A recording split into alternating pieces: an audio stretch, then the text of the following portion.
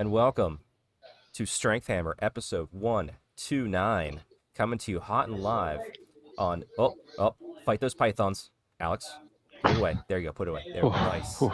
It's dangerous out there. It's dangerous in those coffee shops. Gotta stay safe. Gotta stay safe. So coming to you live in recording.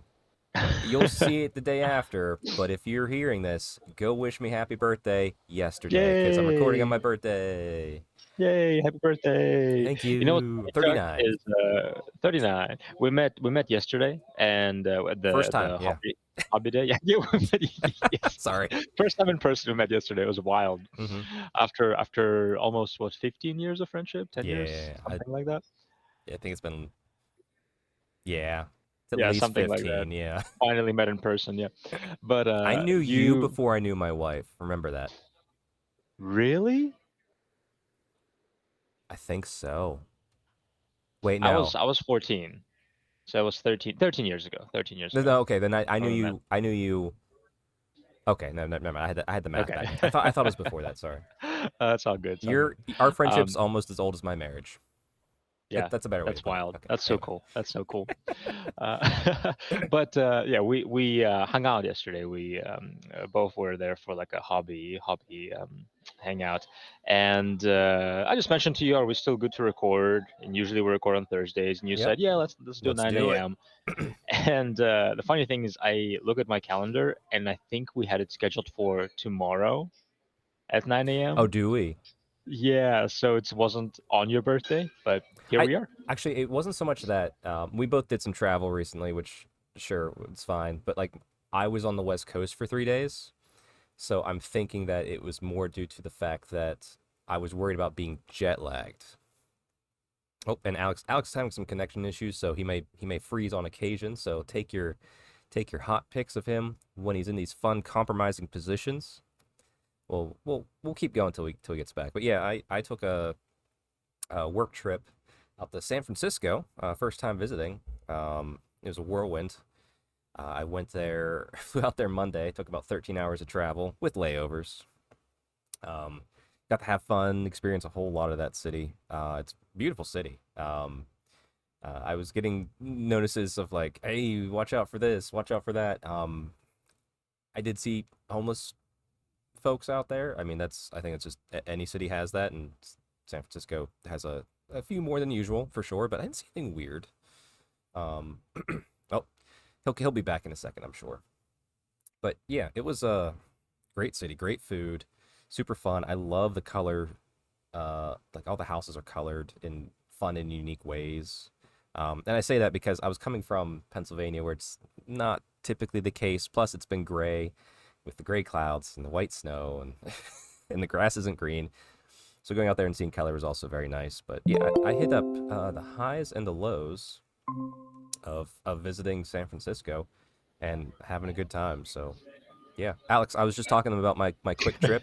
But I flew back in last night, Wednesday, at the time of this recording.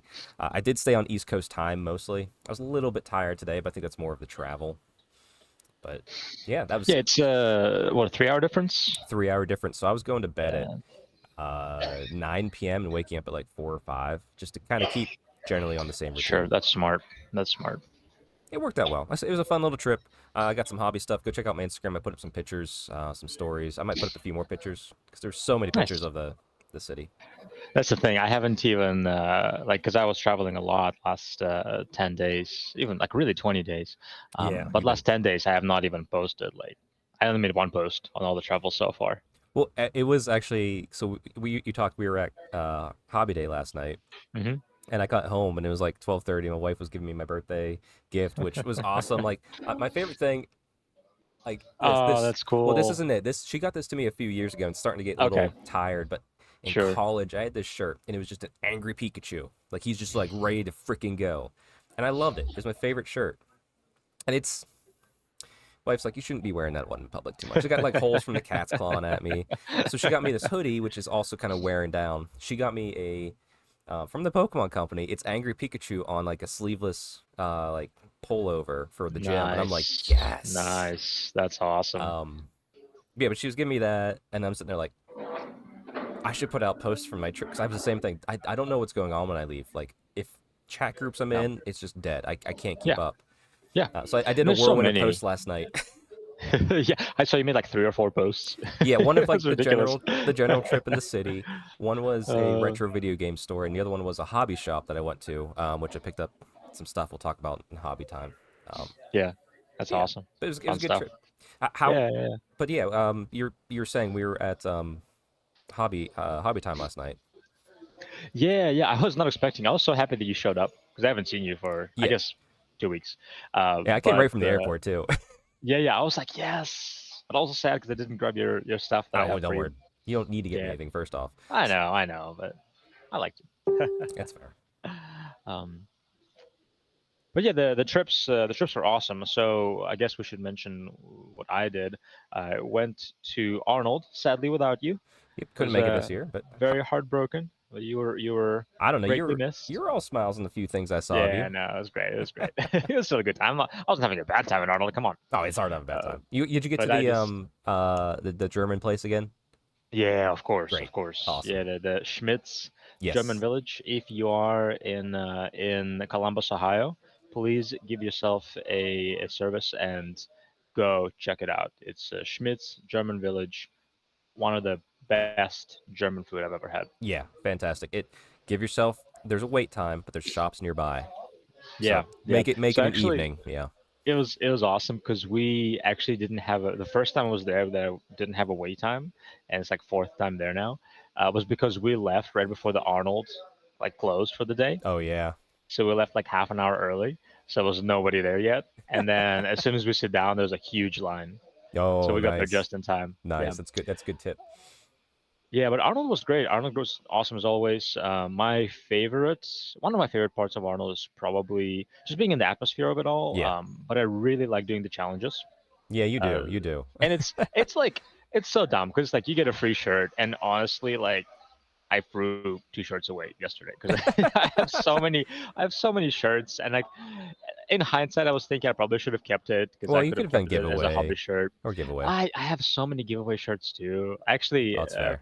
if you are looking for a giveaway, I actually made 5 boxes worth of giveaways that I'm gonna do for my Patreon. So every month, for those that don't know, on my Patreon, FitHammer on Patreon, I do a giveaway, and sometimes it's bigger, sometimes it's smaller, sometimes it's model, sometimes the shirts, whatever it may be, right? But because I got so much stuff at Arnold, I'm actually making 5 boxes of giveaways with like pre-workouts and protein and shirts, and I'm gonna throw in some models in there as well. So it's like Man, you know what? hobby related. I will take those little treats you got me from Norway because I'm gonna count that as compensation for all this ad revenue I should be getting from you right now. Jeez, I'm kidding. I'm kidding. Yeah, check out Alex's Patreon for sure. And yeah, go sign up. Yes. Get some free stuff because he does little packages. They're cool. Yay, yay. But anyway, so yeah, the challenges are really fun. So I'm looking at the pictures right now to remind myself what I did. But there was I know. the rope climb. Mm-hmm. And for that, I got a gift card that was Yeah, only usable at the event, and I I forgot about it. you went like a third of the way up legless. I'm like, oh damn. Then you start using your legs. I'm like, okay, Yeah, all right. yeah. Because I remember having to do legless climbs in Oh my goodness, CrossFit. yeah, Oh, I was yeah. And I was so trying to rush, so it's like you're racing against another guy, and like yeah, all you're standing on is just a little bit of sand, yeah. It's not a so lot. Yeah. it wasn't very safe. And then I entered a bench press competition. It was just Ooh. 135 on the bar, Oh, and it's nice. 4 people around you. And as I'm waiting to get into the competition, I see this guy standing next to me who's like 260 pounds, short, just like all muscle. I'm like, all right, I'm not winning this thing. Yeah. But it No. was fun. We had a good chat with him. Then I did some pull-ups. The pull-ups was actually probably one of my highlights because I just recently started pull-ups again Okay. after a while off, and I haven't done more than 20 pull-ups in probably a year and a half, 2 years. Oh So wow. it's been a long time, Mm-hmm. and I think it was just the hype and the energy, and the guy like did some kind of massage on my biceps, and I actually managed to do 23 pull-ups. So I Nice. felt pretty good about It's that. pretty solid. Pretty solid. Yeah. And then there was a couple other challenges that weren't quite as fun, like holding out a case of Red Bull as long as you can, so you can win it, and some grip challenges. But another one I really enjoyed was doing as many push-ups as you can in 2 minutes. Yeah. You get 89? Was it I got 81. 81? Yeah. I was 81. like, damn, that's sick. No, Right. No. I was like, I bet you have a caveat coming because there always is at these because like to get that many. Yes. Yes. I remember last time we were there. You're supposed to do 100 push-ups in like 90 seconds, and the push-ups were like at best half push-ups. Yeah. Yeah, it was garbage. So this one was a little bit better. I would Good. say they were proper push-ups, but they weren't full extension, so it wasn't full lockout, right? So I didn't do full What lockout every time. I couldn't tell you. I saw that wasn't full lockout, but like yeah, that's the nature of trying to do as many as possible very quickly. Was it also to the chest to ground too, or It was just to the ground, okay, yes, but all it right. wasn't full lockout. I would say maybe it was 70 to 80% Oh, lockout, okay, okay, okay. which is fair. It's hard to tell in the And videos. It's like they all look. To be right, fair, all quick push-ups look like half reps. like half push-ups, It's yeah, like yeah. there's no good angle. Right, right. And it was also you were allowed to rest at the top. Oh, So I okay. think I did like 60, took a rest, did another 15, took a rest, and then did like cranked out the last five. Nice. That's awesome. Yeah. So it was a really good time. No, other than that, got to see the strongman finals. That was exhilarating as always. Yep, Mitch Hooper. Moose, Midge Hooper, won once again. I And love his new like bearded look. oh my goodness, yeah, So he much looks better. so masculine. He Yeah, I does. love He that. does. Well, I don't know, I kind of like the stash too. Not gonna lie. Yeah. Well, that's true. Yeah, Alex has got the stash fever. Where did that come from? Is that just trying it out? Um, Because you started growing it I'm on just trying your it out. I'm trying it vacation. out. Yeah. Okay, Yeah, I'm trying it out. Actually, started growing it out during Arnold. So it's an I don't Arnold really have stash. a right. I don't really have the best facial hair It genetics, looks pretty good. but It's coming in. it's decent. It's decent. Yeah, I'll give it a chance. See where it goes. Did you hit But up yeah, our boy a classic Kissick for the stash? I Uh, should ask him. Yeah, yeah, you there's should. not a lot to work with yet, but I might introduce some product when there's more volume. That's fair. Yeah, yeah. But we'll see. We'll see. Just something different. Uh, but yeah, the event was fantastic. Always a good time at Arnold. Only Good. went for 2 days this time, and planning to go next year as well. It was cool because I actually got to meet somebody from just. I was waiting in line. Somebody just stopped me. It's like, "Are you Fit Hammer?" I'm like, "Yes." So I Actually, got to yeah, take a picture. there was two people that reached out on my Instagram. It's like, are you guys going this year? I was just like, Alex will be, I will not. So keep an eye out for Right, him. right, right, So right. hopefully they found you too, or at least saw you from a distance. Be like, Yeah. it's a crowd, so yeah, it's hard to see. My goodness. Yeah. Friday. If you are only going to go one day and you don't care about the events going on, go on Friday Or because Fridays. if you care about free stuff, Sunday. Yeah, Sunday's so cheap. You have like crazy discounts, but Yeah, it's way less vendors and events in general on yeah, it Sunday. wraps up. It's a weird rush to get out. So Right, right, right, right. But yeah, Friday and Sunday are probably the best days if you only care about getting stuff and seeing the expo. although like I said, but different sports. Like if you want bodybuilding, you better be there Thursday. It's true. That's true. Is it? Can you watch on Thursday or was it closed off? Oh, that's true. I don't know. Because Yeah, I actually had it some of the stuff on YouTube because they were yeah. putting on YouTube to watch. Hmm. I don't know. Because remember last Yeah. time we went there on Thursday and like we tried to get into the bodybuilding and like there's like you guys are not allowed. Okay. Yeah, like all right, guess we're gonna leave. Uh, That's good. That's good. Yeah, but then you had a nice vacation. I remember looked great. I said I had my work vacation, which is just a sprint. um, but yeah, we're back. We're ready to go. Uh, Most importantly, though, we've been away. How's our lawns? How's your lawn Oh my specifically? goodness, I almost forgot about. Honestly, I forgot about this segment of the show. How dare I? It's the main reason we're here. It's the main reason we're here. This is what people want. Um, it's good. They're good. It's good. I don't think it's covered in snow. Yep. We've It's had just there. some we've had some 70-degree weather. Yeah, it's actually quite nice right now, Yeah, and it's it's looking awfully yellow and green. But spring is gonna come in. It's gonna fill out a little bit, and it's gonna look beautiful. yeah, Can't wait. I'm very excited for the green lawn to come back, even though it means cutting the lawn. That's fine.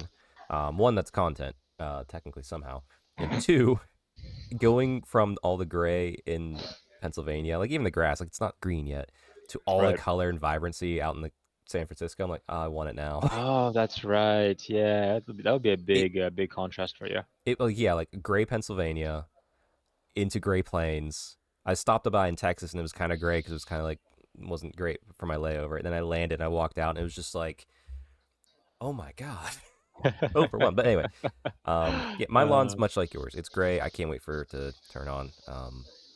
the green and we get going and the blooms start happening and hopefully allergies stay away. I usually don't get allergies, but you never know. Sometimes they Yeah, peak up. me either. So, yeah, we'll see. I think it'll be fine. That's I'm good. excited. I know I'm a big fan of winter. Winter. I'm a big fan of cold weather and Yeah. staying cozy inside and just putting layers on. But going outside in the 60, 70-degree weather, I was like, ah, this is nice. Yeah. I I missed it. I also like I enjoy winter. I enjoy all seasons. That's why I live where I get all the seasons. Right, Although every season just lasts like a few weeks extra, and I'm like, oh, just change already. Like now I'm at the right. point where I'm like, just no more. I don't want to see snow. Yeah, I'm ready. I'm ready. Yeah, yeah, exactly. Though we do live in Western PA, so nothing is guaranteed. I remember multiple times when I was 8, I was gonna have a birthday party at McDonald's. Blizzard ruined that. That's awesome. That's Yeah, hilarious. it was fun, but it's still a good time. But anyway, yeah, there could be snow today for all I know. Um, well, but yeah, all right. With that out of the way, let's move into our fitness section of the chat. I do have a quick update. I I don't know why it's probably because the birthday was coming up, and it was before my trip. And I always take vitamin C, some zinc. Sure. I always keep like an emergency like charcoal pill in case I get like kind of like upset tummy, like that's Pepto Bismol can't That's a fix it. hack, by the way. A lot of people don't do that. That's a great hack. Yeah, just I like if I'm like, oh, what's going on? Charcoal pill, get me through. Charcoal is awesome. Because Hmm. I always look at it like this. I take supplements just every night when I'm traveling, and then I want to make sure I have enough other things like cold medicine and all that, so in case I get sick and I'm trying to get home, that I can be normal and fine. But yeah, the charcoal is a key thing. But I was just like, you know what? Outside of like all that stuff I usually take, I don't remember to take supplements every day. I'm like every couple days, like, oh, let me take another Sure. C zinc. Like you don't Sure. need it every day too. That's the thing. So it's You fine. probably don't. Yeah. But I was like, I'm just gonna go buy like a men's multivitamin. Okay. Like I went and I found one I liked. It's not like 100% of everything overloaded, but it's like it's got my C, it's got my zinc, it's got my the heart health stuff, it's got the um, bees, it's got a ton of stuff, and it's just like two little gummies, and I'm like, huh, okay. Oh, you got the gummies. And I Nice. went with the gummies. Yeah. Gummies are Little easy. treat.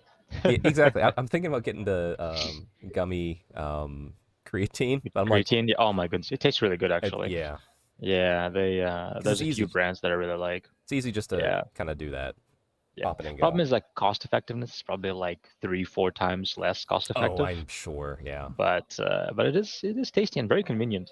Yeah. But yeah, like it's like the weird. I'm 39. I started taking a multivitamin, I It's guess. not gonna hurt. It's not It's gonna hurt, and it may actually be beneficial. So yeah. it's more regular routine of some of the stuff I take to make sure that my immune system's working properly and everything. So Yeah.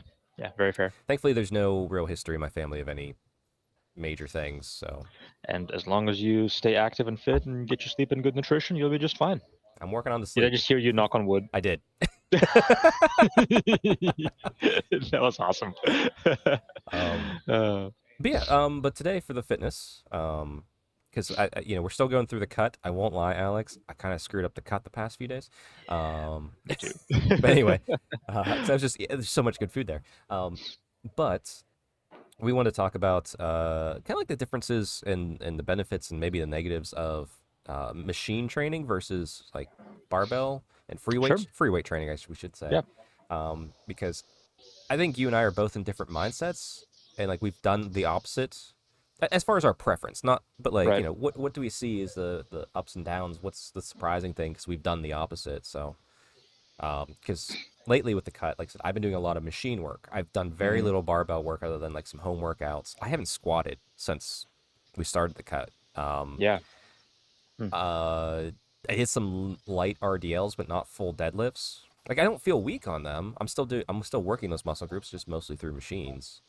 How about you? Like but my preference is free weights. That's what I enjoy the feel of Sure. it. I enjoy the clanging of it. Sure. It's a mentality type thing. So what about you?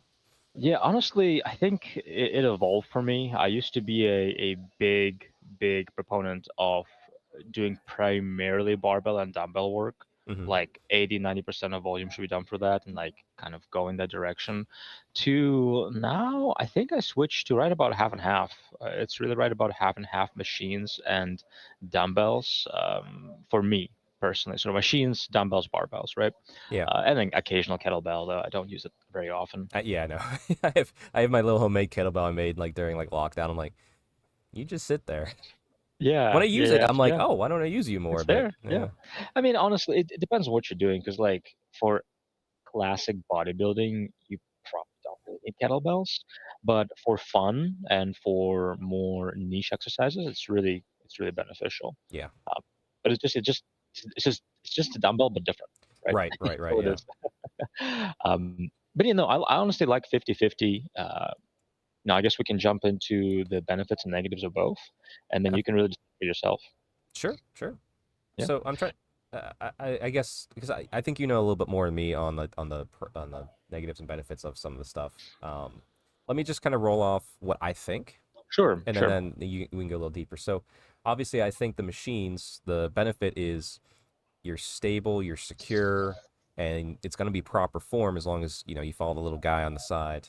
Mostly. And it's I don't want to call it safer because there's still chances for injury, but Sure, sure. I feel like it's more controlled environment to stimulate muscle growth. The downside Yeah. is you're not using those smaller micro muscles like you do in free weights, like when you're stabilizing the stabilizers, I Hmm. guess. That's the biggest two I know of. So what am I missing? Where else Yeah, to go no, I from here? think I think you're spot on with that. That's the big argument, right? That's Right. the Okay. every trainer, every social media influencer out there is who makes an argument for machines and dumbbells, which I used to be in that camp as well. Is you're not using your stabilizer muscles, so you're missing out on the gains, basically. Right, you're Sure. missing out on the gains. You're missing out on stabilizer muscles. Also, you can make an argument that translating into real world, you don't get in a perfect position to lift things. You work with free weights in real world, right? So if I were to move this stable, this is much more akin to lifting a dumbbell, not the same, but more similar than it is to getting locked into position in a machine and moving in a very straight range of motion, right? Right. So you can make arguments there, though I don't necessarily see that translation, because most people, when they go to the workout, they're not there to necessarily translate into real world. They're there to get jacked and improve their health. Yeah. Or just move. Like increase strength and all that. Yeah, because I don't know. Like, and it's so odd because if we think of the classic bodybuilding, like the Arnold days, the golden era. Um, it was cable rows and free weights they were doing it on. But like Mostly free weights, yeah, now if I look at bodybuilders going on, it's like all machines. They don't want to yeah, touch free weights because the risk of injury is so for the high most part, absolutely, with the weights that they're moving. So, absolutely, which is a yeah, really odd switch because it's like I don't want to say, oh well, machines are for aesthetics because like they all are. Lifting heavy stuff in any form is aesthetic if you want it right, to right, be, right. or strength. That's more of a training style and philosophy as opposed to what type of weight you're using. Hmm. I think my guess with that is machines, since the golden era of bodybuilding, have evolved tremendously. True. Um, and at that time, they were there, but I don't think they were as good or better than free weights. And arguably now you can see that some machines are better, specifically for bodybuilding, than certain free weights, Oh or yeah, at least yeah. they give more options, right? Let's say you want to work on your chest. Well, maybe you do incline dumbbell chest press on Monday, but you don't want to do it again on Wednesday. You want to do a machine, right? And if it targets the same muscle, then why not? Now, to be fair, that's where a lot of negatives of machines come from. Is not every gym is going to have the best machine ever, Yeah, right? and there's a lot of like personal feeling for a machine. Like what Yes. the one that my gym I go to and you used to go to, they had a pendulum squat machine. I adore it. It is my favorite machine. It is so fun. And for you, it doesn't Don't love it. sit right on your hips. No, on my knee On primarily. your knee. Sorry. Yeah, yeah, yeah. Like honestly, every time I would do it, my knee would flare up like crazy, way more than squats. Yeah, which is fascinating. But I remember going, man. There was a hack squat at my first gym I really went to, and boy, did it suck. Yeah. Like it just like, and then, but and I think It was one of the adeptable when we went to gym. There was like a hack squat. I just jumped on it for a second. I'm like, oh, these can feel good. Yeah. Yeah.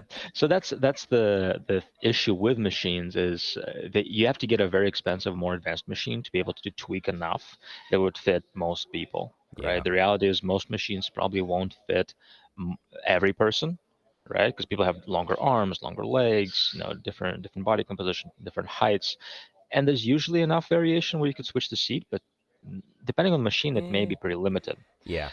And another thing with certain machines is a lot of them, especially the older ones, have a much shorter range of motion.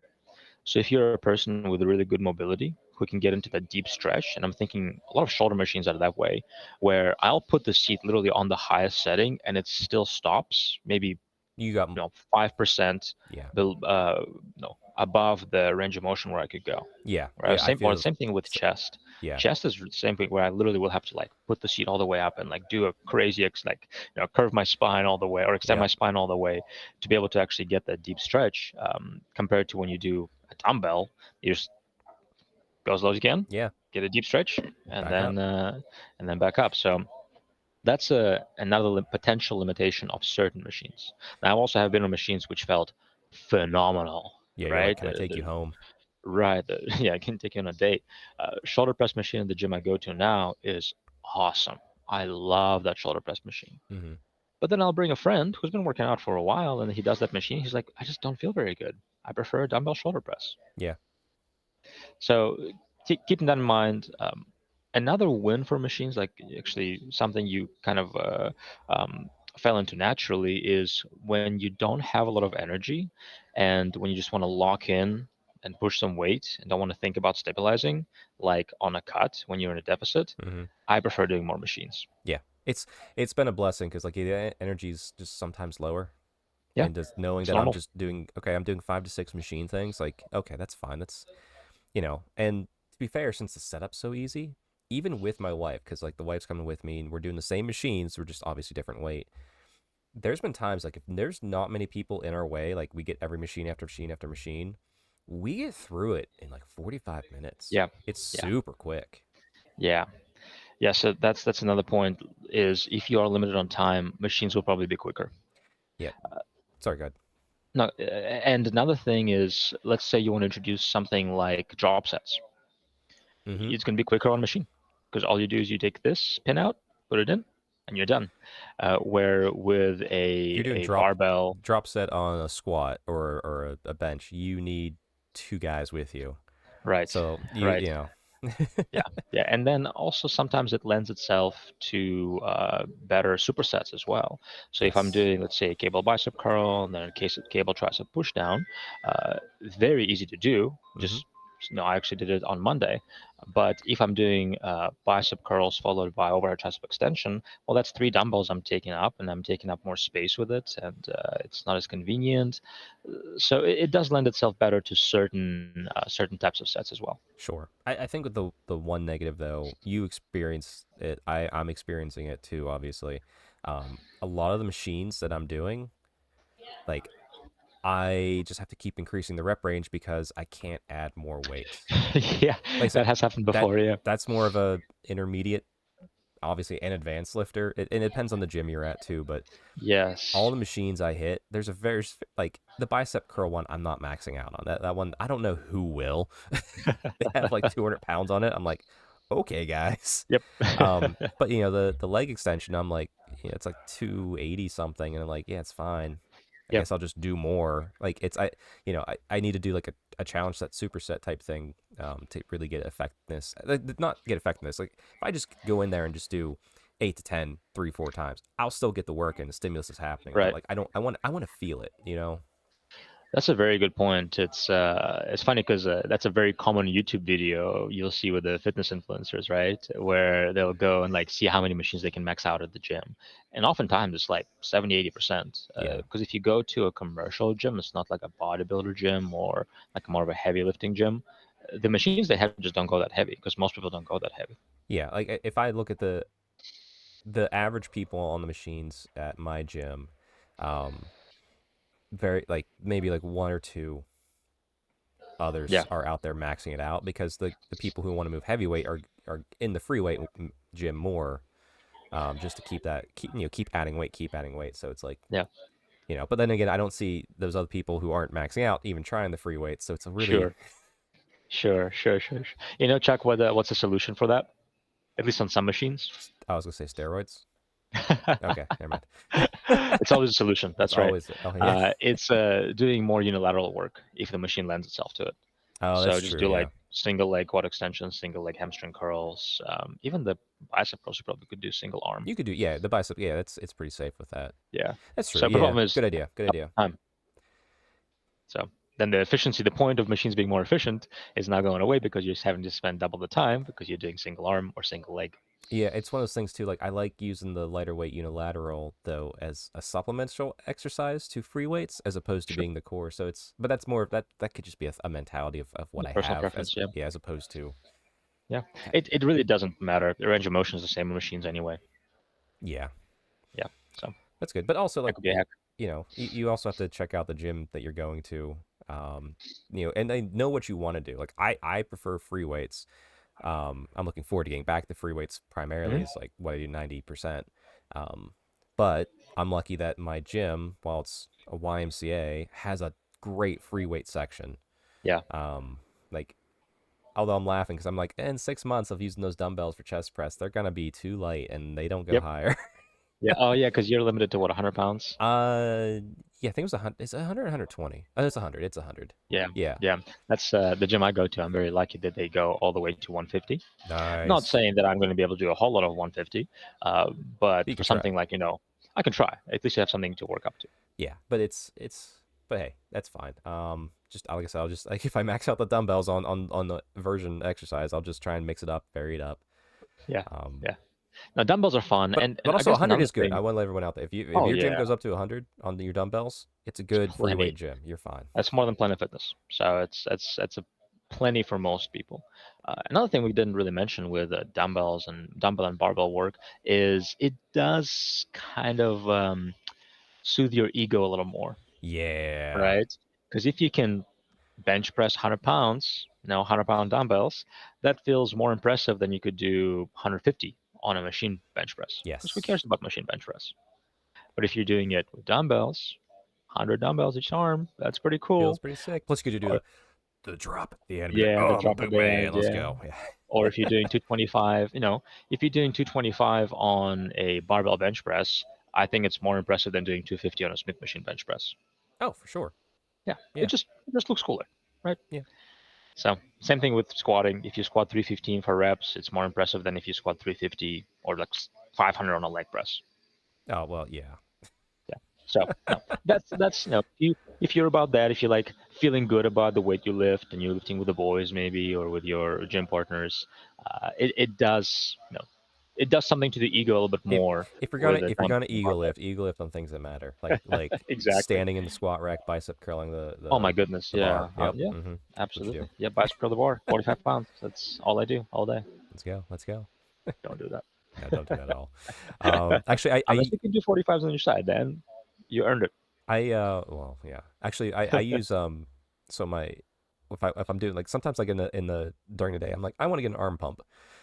So actually, I use my barbell because it's just perfect rank, and I do the drag curls as one of Hmm. the things, and then I Yeah. superset it with just bicep curls. You can get a lot of work with biceps with the barbell. It's just Oh, for don't sure. do it at your home. Oh, what happened?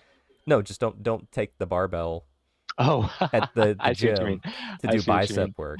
Oh my goodness. Especially when there's only two squat racks. Please do Uh, not do bicep work in the squat rack if there's only two squat People want racks. to throw you out the window. It's the worst.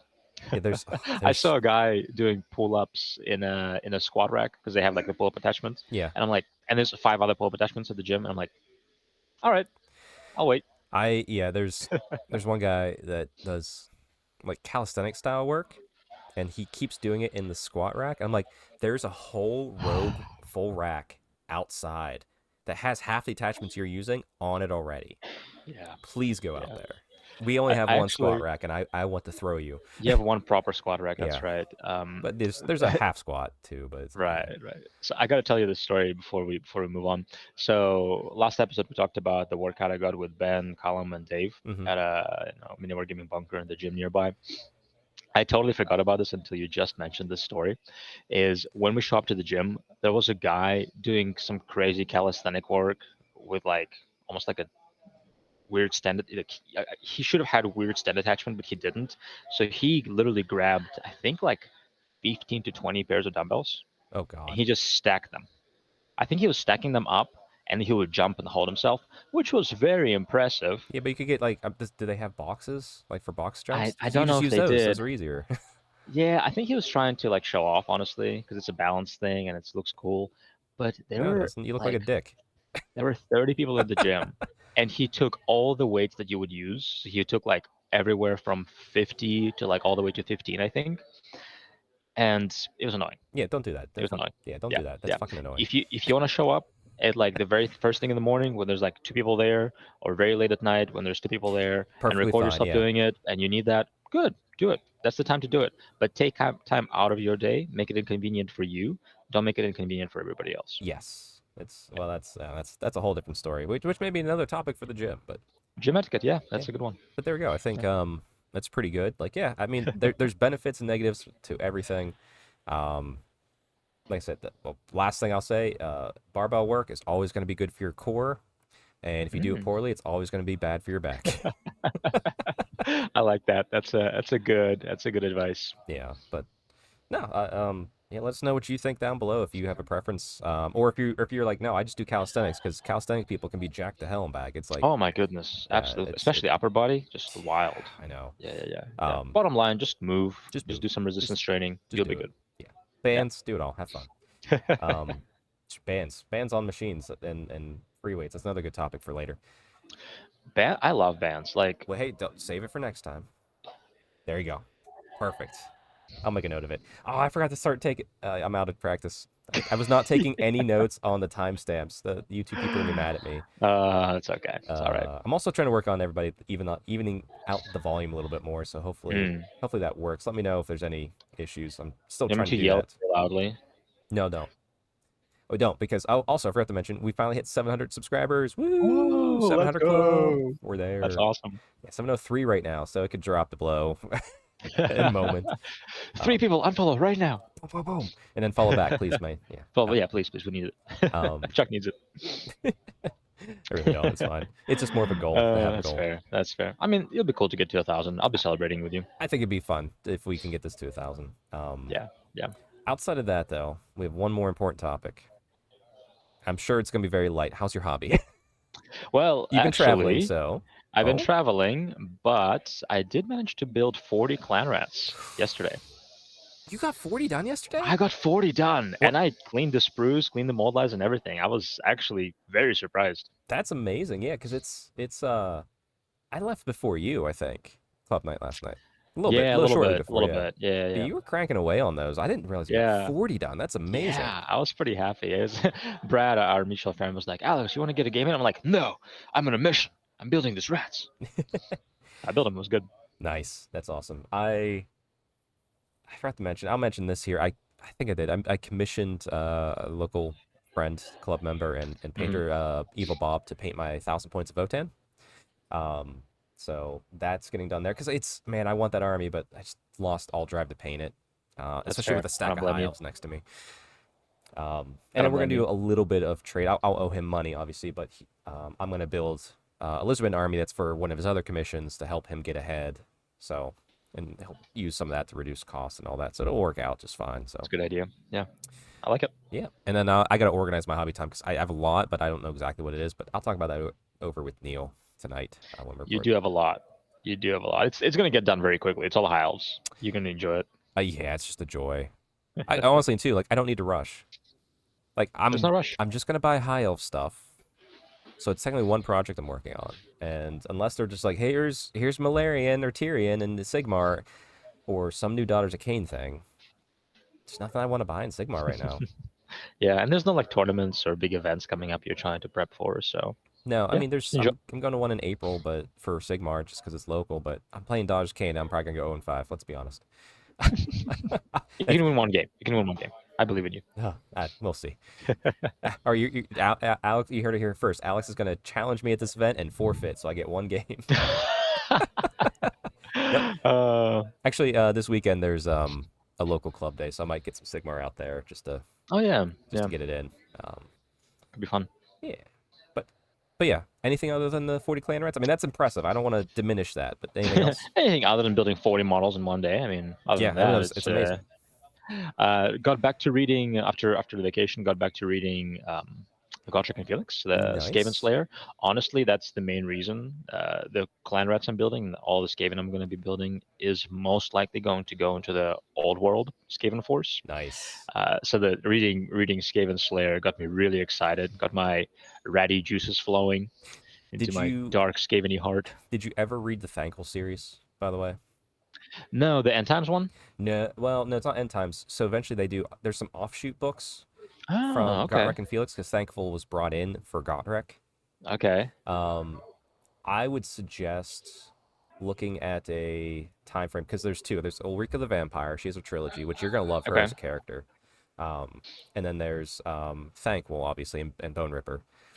But you don't want to read those books until certain points in the Gotrek series. okay, okay. So like, I'm sure we'll be talking about it. So as soon as when I get closer to those points in Gothic series, you just let me know. Like, hey, stop reading it.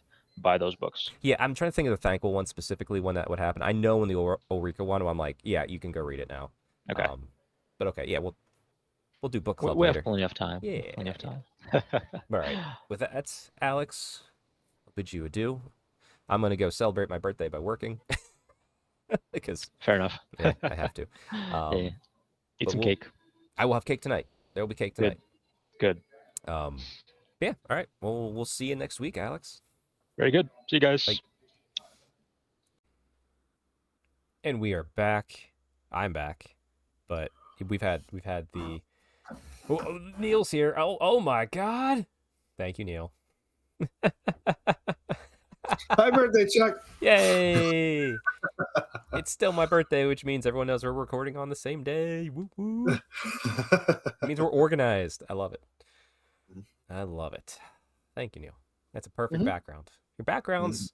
If you're just an audio listener, you've been missing out on Neil's themed backgrounds every single time. The wonders of technology. Was that an AI image? Chat GPT No, I make just this? typed in "Happy Birthday, Chuck," and that's one of the many images that came up. So We don't even need AI. All right, we got enough internet already. We can stop. right, right. Oh, good. Well, how you doing? Doing well. It's good. No issues. Nice, nice. Everything's going pretty good. Getting lots of hobby in, which we'll talk about, I'm sure. Mm-hmm. Got Absolutely. my first event coming up in a couple days. I know I'm jealous. I'm jealous. But it's my wife's birthday. Otherwise, I would have been there. Look at you guys, March birthdays. A couple of Pisces swimming in the same pond. It's great. It's great. My wife always jokes. She's like, "Yeah, you were born first, just to tell me it was safe." I'm like, "Yeah, you're right." And then she's like, "Why'd you lie to me?" I'm like, "I like it here." Oh boy. Well, it's good to be back. It's weird. Like since I had the 3 days of travel, it was a whirlwind. I feel like I took 3 weeks off this from this podcast, so I'm trying to remember exactly how we do everything, Yeah, sure. as usual. Uh, but I know the next part is the key thing.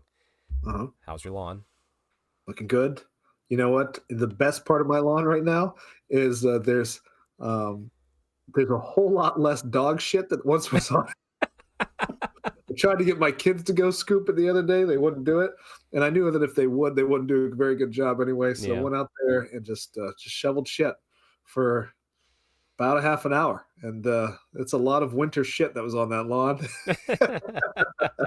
And now there is no winter shit on the lawn. So yeah, it's doing pretty good. Just wait till your kids are driving and you shovel that shit and you just dump it on their car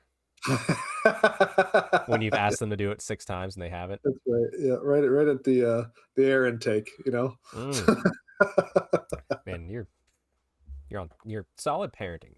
10 out That's of right. 10, no notes. Well, that's good. My lawn is fairly green because it's still winter, but it's been nice. The nice day today. Blessed with a nice birthday day up in the 70s over here for us. Nice. No rain. It's coming this weekend though, so I'm enjoying the next day or so before it turns not wintry, but just less nice. Yeah. But I'm happy. I'm happy. Well, with that, before we begin, since it's my birthday, we're going to have to show up on screen the picture I took of Taylor Swift at the Taylor Swift concert from years long ago. We are still getting mileage out of this picture because, yeah, there we go. You It's a all good have. picture. It's a good picture. Yeah, It really is. Frame that bad boy. Oh, I should. Put it right next to your wedding picture. Your wife would love that. Well, I wouldn't put it next to it. I just put it on top of. Photoshop you in. Put it on top of. Yeah. Actually, I should. So I have all this Daughters of Cain art down here, and then there's one. It's like the official poster when I took my niece to go see the Eras Tour movie. They gave like posters to all of us. I'm like, I was nice. I was like, do you want a second one to my niece? Because like, and she's like, no, I'm happy with the one. So I bought her a frame, and I just framed it over top of my least favorite Daughters of Cain art I had, which is saying a lot because if it's on my wall, it means I like the art. Sure. But maybe I'll do it right here. No, I won't. This is the Kraith picture. Kraith's always supposed to have. God rest his soul. It's still alive to me. Oh boy. But yeah, let's tell you what, let's do a little news segment here. Been a lot of 40K, a lot of Necromunda, not a lot of old world stuff going on.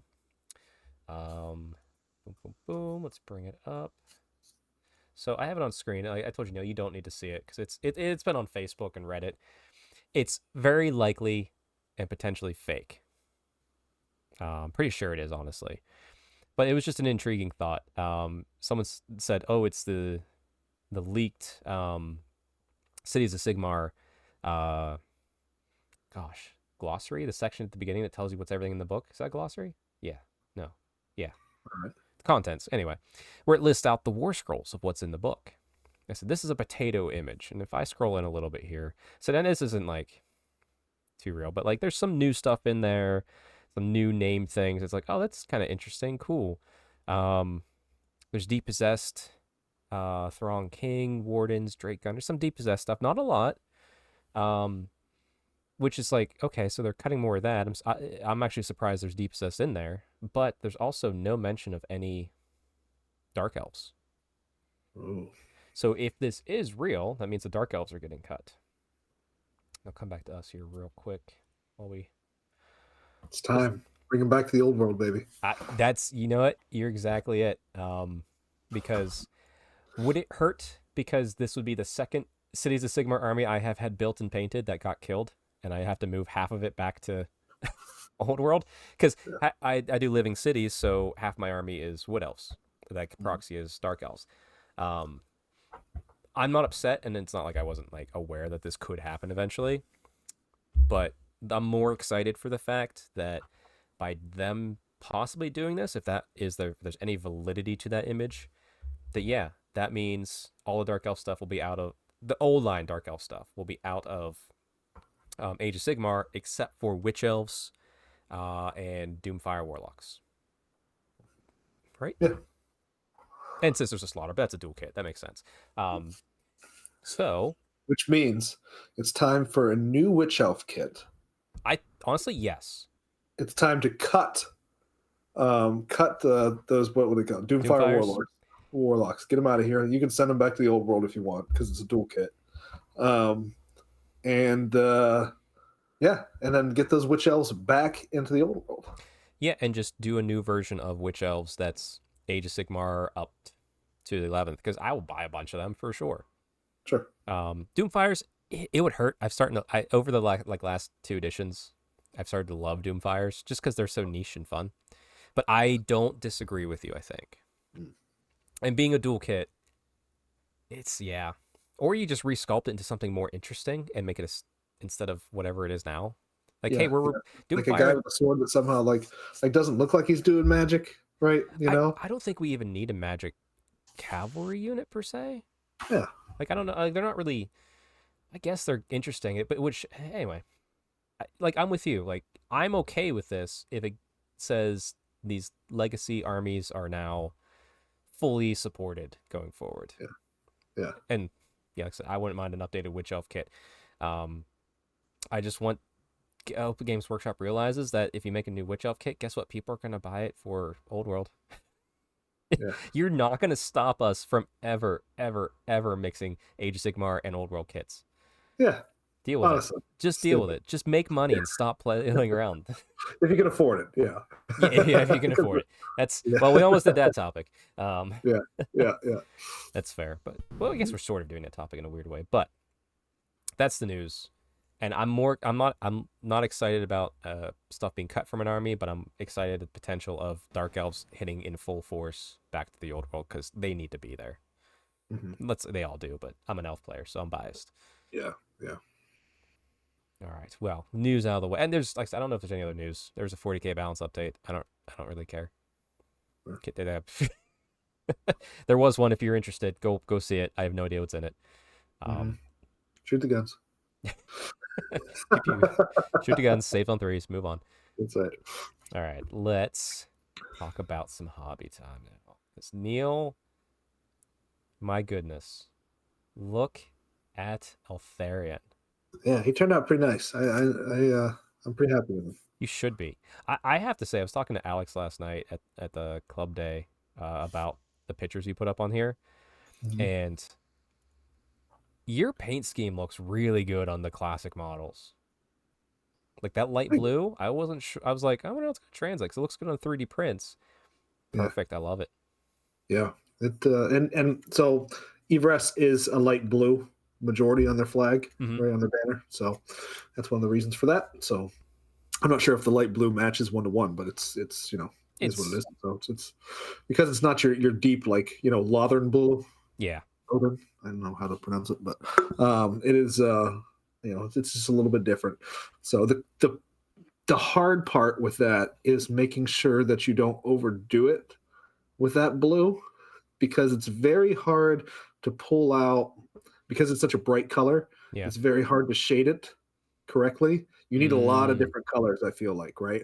And so what I'm doing with it a lot is just kind of giving a dry brush over top of it, so that it's like it kind of comes up to white at the highlight. Yeah. But outside of that, I'm not a good enough painter to really know what to do with bright colors very well. So that is something I struggle with. So if it's coming across even tabletop, I'm happy that you like it. So I do. I like the light blue. I didn't realize it was Everest's. Yeah, I didn't realize that was kind of their color. Because I'm on the opposite side and I have to have purple in mine. Or hot pink, which I've done. But yeah, but this makes me want to see you paint the official sculpts so badly in your scheme. Like I know your army's great. Your army's great, but I'm just like, oh, it'd be so cool because that nostalgia. I just printed out 30 spearmen. And I got to choose the style of the shields, and the guys are. It's a pretty close sculpt to what the old spearmen are for the GW sculpts or whatever. Maybe a little bit less, not as dynamic or whatever, but the hands are the right size. Yeah, I have them up on screen now for you too. Yeah, that's so that's kind of nice. I kind of like that you went with the Lumineth style shields. Yeah, they're cool. I really like. I was digging through my bits box, and these are all 3D prints, right? And I had some different shields and stuff. And these, if you notice, have nothing on the shield, so they are primed and ready for some decals. Nice. Which decals, I don't know. I would love these spearmen to be from Everest, but I would have to go back to old decals to find that, because that Everest's decal is like a hawk coming down. It's like the profile of a hawk. So if you see that on the old, you can pull it up real quick, but that's the decal, right? And that is not listed on the new decals, which is very sad. Did you don't have your? Yeah, I'll double check. I don't think I've seen them there. I'll be getting mine tomorrow, so I'll be meeting up with Big M, and we'll be doing a little exchange. Nice. We'll be dining in hell, and by that I mean we'll be meeting up at a McDonald's. That's fair. I mean, there's enough general, what do I say? I think just general elf ones you could use to mix in, but that you want to put in your verse ones. I think what I might do is end up doing like instead, so it's a pretty generic shield. Like I don't know that I want them to be from Lothern or anything like that. So I may just do like the symbols, the stars and wings. Yeah, or even stay away from the symbols, because I feel like I could do that, but I think I'll just do like the runes or whatever, like one of the big runes or something like that, or I don't know. We'll figure it out. Yeah, you could. Yeah, you got room to play. Yeah, But yeah, I'll do something that looks cool. So, and the other thing is too, is like it's got to match. Like I don't like decals that don't match. Yeah. Whatever. Like I can't have it be some crazy color on there because that's not going to work. So it may be that I find a decal, even if it's from a different than what I'm working on, but it looks good on the model. I might just go screw it and put it on just because it looks good. You can get custom ones printed really inexpensively. I'm drawing a blank on where I've seen them before. You can actually print them yourself. Oh, really? I've just never done it. You can get transition paper and print them, I think, but I've never done it, so I don't know. If any of you out there have done it, or can point us to a guide, because that'd be kind of sick to do. Yeah, I would love to be able to do that. So nice. Well, besides these 30 spearmen, and by the way, I love like the helmet. It's perfectly high elf. Mm-hmm. Like like I would have wanted a I think a more traditional shield preference, but like outside of that, like these guys look great. Yep. Yeah, I'm a pretty big fan. So, but besides that, I see some horsey boys, some reavers. These will be reavers. Now, the thing I have not printed out is I need to print out a bow just to put across their back. They do have the option of just having like a bow in the arm or a spear in the arm, and because they come as default with spears. You just printed that. I put the spears on them, and the print does have like a quiver. Oh, okay. But I want the bow out there, so it's apparent that they can do both. Right. So, but those are pretty cool. I really like the sculpts. I think I don't think they're as good as the new GW sculpts, but I think they're pretty good. Like they're nothing to sneeze at all. Yeah, so. I like the tails on this. They're a little bit more. I mean, they're dynamic on the new ones, but they're kind of flat-ish still. Whereas these feel a little bit more voluminous and. Horse tails are always worrisome for me because do they stick off the back? That's the question, right? It's like like GW ones are usually like kind of hang down, right? And I think on purpose so that they form up really good. But there's always horse tail and another horse teeth. I have to reposition them before the battle so they sit correctly. Otherwise, my OCD bothers me and I lose the game out of not paying attention. Yeah, so you got to be real careful with how you base them and everything. And like once the thing about 3D printing too is like once you super glue a 3D printed model, it's there, baby. You can clip off the bottom, but there's a chance you're just going to snap the model somewhere. Yeah, so it's you got to be careful. Yeah, you can't really kit bash these guys too well. No, that's neat. I like them. They look good. And you know me, I'm Illyrian, so Illyrian Reavers always look great. Mm-hmm. Actually, I really like that banner a lot. Like it kind of fits that more horse nomad feel than some other banners I've seen. So, and then we got the little prophetess on a unicorn here, which could also be possibly a stormweaver with a little bit of adjustment to the 2 or 3 fleur-de-lis I see on the model. I don't think there actually are any fleur-de-lis. If you look real close, there is on the armor in the front of the horse. Is there? His shin guards, the only 2 I've seen. It actually is supposed to be a Bretonnian sculpt. However, I looked and I didn't see any. So you have a better eye than I do. Still, I still can't get Lady Elise. So like this is a great. So sculpt. this is and the hands are different. So this is not the actual model. I've kit bashed this model. Oh, okay. Some different pieces from some different 3D prints. So they are all Last Sword. Nice. Miniatures, which is a 3D printing company that I know I've talked about ad nauseum on here. But there's a dragon mage that has the particular scepter or whatever you want to call it, staff that's in her hand. So I basically clipped off her hand, which is holding something with a fleur-de-lis on it. Right? That got clipped off, and then I added that. And then her hand on the other side was just kind of holding a sword across her lap. Oh, yeah. So I clipped that off, and I put that orb. She's pondering the orb. Right. And so then the sword got kind of put next to her, kind of coming down there. So she's got a little weapon hanging off the sword or the horse as well. So it is very Bretonnian-esque with the side saddle and all that. I could not find a good print outside. Like, it was very hard to find a good unicorn and a good print for like high elf, right? You know, and she's got Yeah. long hair and everything, so it's like, yeah, it could be an elf, it could be a human, who knows, right? Yeah, like it's You at the very least it's a decent start to stand in until we decide know, until whatever. But I yeah. like it. Like so I realized that yeah, like the fleur de lis, but like man, I love those little things on the side. Like they're Yeah. elegant. It's very cool. Yeah. You could really just like green stuff over top the fleur de lis, like very thinly. Can you Take that off of there, and you would never know. could you scrape that? You could scrape it. Okay, I wasn't sure. I Yeah, know you can't, like cutting's kind of hard and kit bashing, but you can scrape this resin without much worry? yeah, you can scrape it, or actually, what you could do is just like a chisel it, so almost like Oh like yeah, sanding it. So if you got a little chisel tool, just it'll come right off. that's true. So That's fine. I like yeah. it. I like it. Mhm. It's good. And then did I hear you right? You printed me one of these? That one right there is yours if you want it, because I printed it, and I actually printed it a little bit bigger than what I normally would, so Uh-huh. it's like 110%. Thing with Last Sword is they tend to run a little bit small.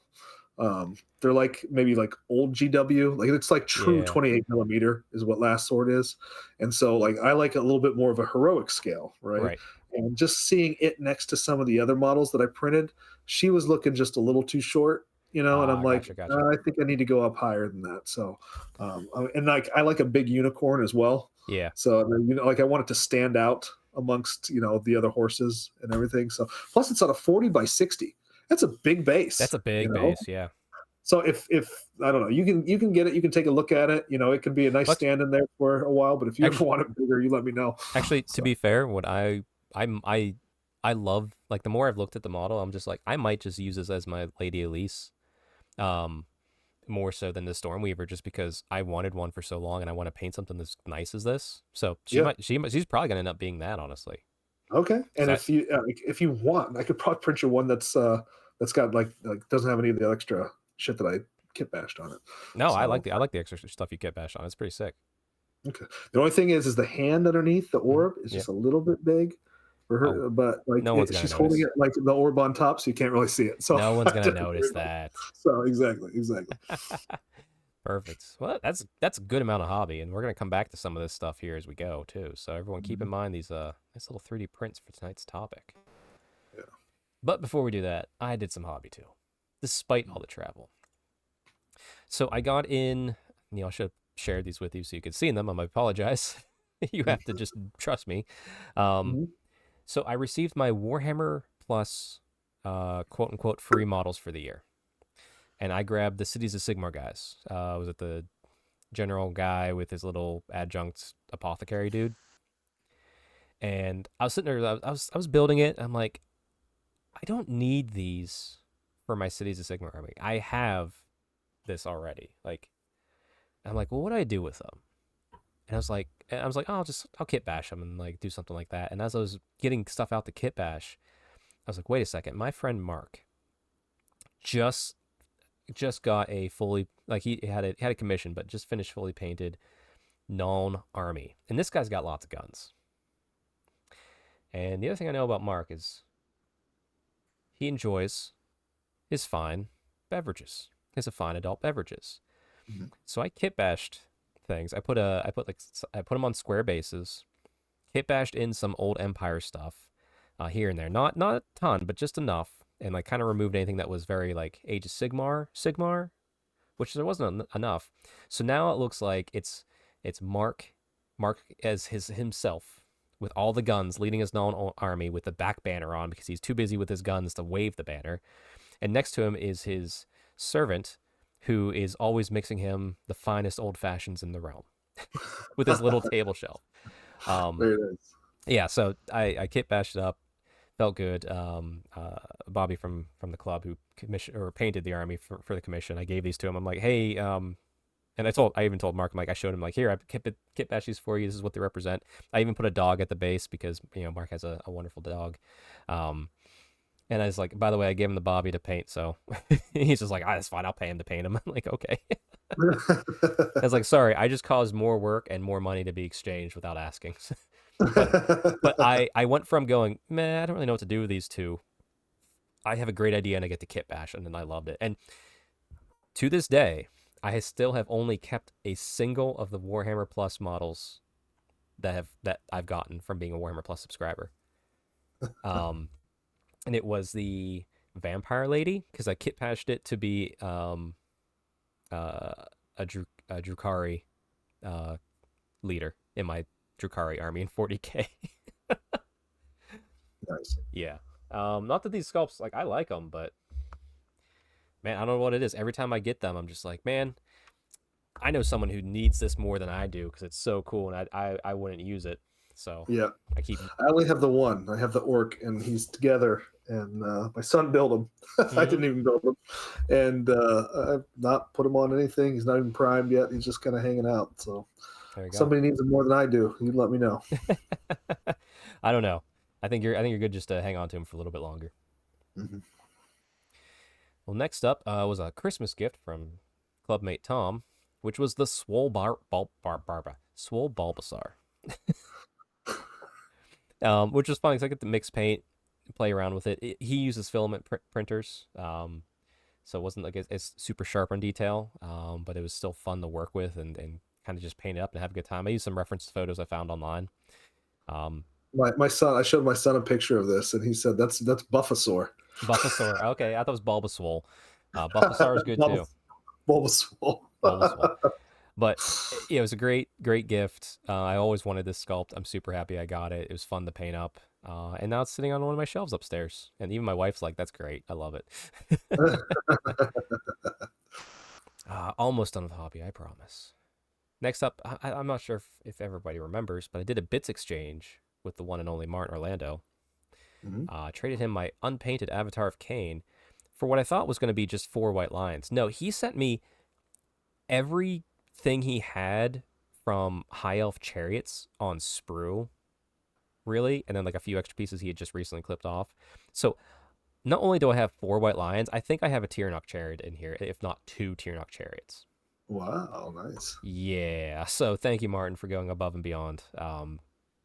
I'm happy because, like I said, now literally the only thing I am missing would be some form of Storm Mage on Unicorn, which there's an extra horse in here. Maybe I can kit bash one up, Mm-hmm. and it'd be very high elfy. We'll see. Still loved it. And then the last bit of hobby, I know we're getting there. My special edition Witchblade book came in with the Malineth figure, and I'm super stoked.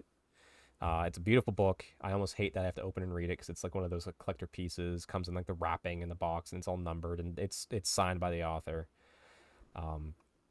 It's great. Absolutely wonderful. However, while I was in San Francisco, I knew I ordered this. By the way, I knew I had this book, and I knew I ordered a Malineth because I wanted it. But when I was in San Francisco, I got to see some sights. Hit up a retro game store, which was really great. And then I was looking for just a hobby shop to go to. And there's a couple, and I forgot. There was one called, I think it's called Game Castle that I should have went to. But with where I looked at how it popped up, I went to one called King Kong Comics. And it's like, okay, I'll walk in there. It's very clearly a comic and card game store. That's what drives their profits. It was nice that they had like 3D prints, lots of D&D books too. But what was evident is they had Warhammer, because Warhammer's big in the Bay Area. It was not the best of selections. Outside of the old world was pretty solid. They had a pretty robust collection, but other than that, I'm like, I saw, was it Vanguard boxes or Spearhead boxes? Like 3 of the same here, 3 of the same there. It was very like light. I'm like, okay, that's fine. It happens. It's not their prerogative, but I appreciate that them having it. Like I said, and very clearly, if there's people playing in that area, they seem to be playing Old World because that was very well stocked. Yeah. Sigmar, 40K was a little light. So back in the day, you would go into hobby shops, right? And that was pretty much standard. Is that kind of layout? Okay. You'd see like comics, you'd see a lot of like cards, Magic the Gathering, right? And you might get some Warhammer. And it was Warhammer Fantasy, right? The really good ones that you would find would have like a row of stuff with like the bigger boxes on the top, but then all the blister packs hanging down. Right. And that was as good as, and then maybe in front of that they'd have the army books, right, if you got really lucky, right? But then that was it, and it certainly was an extensive collection. But I can remember back in the day, thinking those were gold mines. Oh yeah, I know. We're spoiled. And say I'm not poo pooing the store. It was a good store and it fit the needs of its community. It was very well kept. They had a great mural on the wall of the Ninja Turtles. I loved it. Bathrooms were super clean. That's another key thing in a hobby store. If you have super clean bathrooms, and the staff was friendly. I was just Yeah. like, okay, just Warhammer's not their biggest thing, but they keep enough to supply whatever need there is. And I saw a single Malineth Witchblade model, Well, and I said, "Girl, I would feel ashamed for the rest of my life if I left you languishing in a store that will not appreciate you in the middle of California." yeah, So I bought it. So I have two. nice. So I'm painting one right now. The other one's hanging up. You can actually see it right here. It's blurry. But I'm Oh, pointing yeah. at it. I have it hanging up, Uh-huh. little display piece. I don't know. It might be a kit bash down the road. But I was like, yeah, I can't not leave you. Like, I gotta take you, girl. That's awesome. So that was exciting. But yeah, that's hobby. That's all my hobby. Mhm. Pretty good. Feeling good. And then I outside of waiting, doing a commission piece or get my Votan commissioned, working out that I might be building some models for the person commissioning it for their next commission to help them out and also offset some of my costs. So I'm like, yeah, sure, I'll do that. I'll build models all day. I still have this beautiful stack of high elves here. I can't wait to dive into. Yeah. Is that what's is it just pure high elves on your list right now? That's your only It hobby? is, we're just pure high elves. I'm currently like printer go burr, Yep. right? Like, like I have no reason to print 32 spearmen, but I'm like, I need to have spearmen. Did you have 32 spearmen before? I had 40 before. Okay. So, and I used to run them in one, of course it was 8th edition. So you'd run them in a big ass regiment, like Right. there were no small regiments back then. But yeah, I was like, I had like a real long brick of spearmen. Like I think they were maybe 5 in the front and then all the way back to 40, like. Oh So, yeah, like horde formation. Let's go. This is not moving. yeah. This is my cheap So, brick I just threw down. Deal with it. yeah. So it was, and I like those models. I really do. I like the GW models. I know people talk about the big hands and stuff like that. Honestly, until I started hearing people talk about that, they never bothered me like that. I didn't even know it was a thing, right? And then once I started looking at it, I'm like, oh, okay, so the hand's as big as the head. I get it now. All right, so that's like whatever. I still but like, I still mentally gloss over it. It doesn't bother me yet. yeah. I mean, I had models from 4th edition. Like, you want to go pick those apart, you certainly can. Like, it's not hard to do. Well, wait till we all get those Stormweavers on the table and everyone's using that made to order sculpt whenever it comes out. Oh God, yeah, that thing's bug fugly. Has a special place in my heart. Don't get me wrong, but I'm buying it. But like I said, I'd probably kit bash one or like take that 3D print you're giving me. That thing's corny as hell, Yeah. But that's all right. The unicorn is probably the best part of the model. We'll live with the elf on top for sure. But I don't know. Maybe my hope would be that it is the legs and then the guy separate, so I could do something else. Oh, it's the old school and it's just one piece.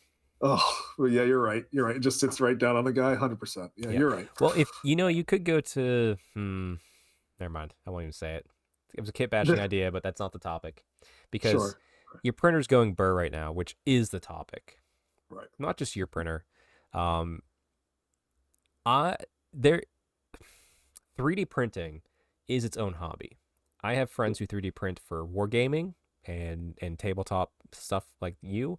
I have people that 3D print because they just think it's neat and they're printing busts and statues. And then obviously there's people that 3D print like little things to add on to, I don't know, make cool little inventions. Like 3D printing is a robust world.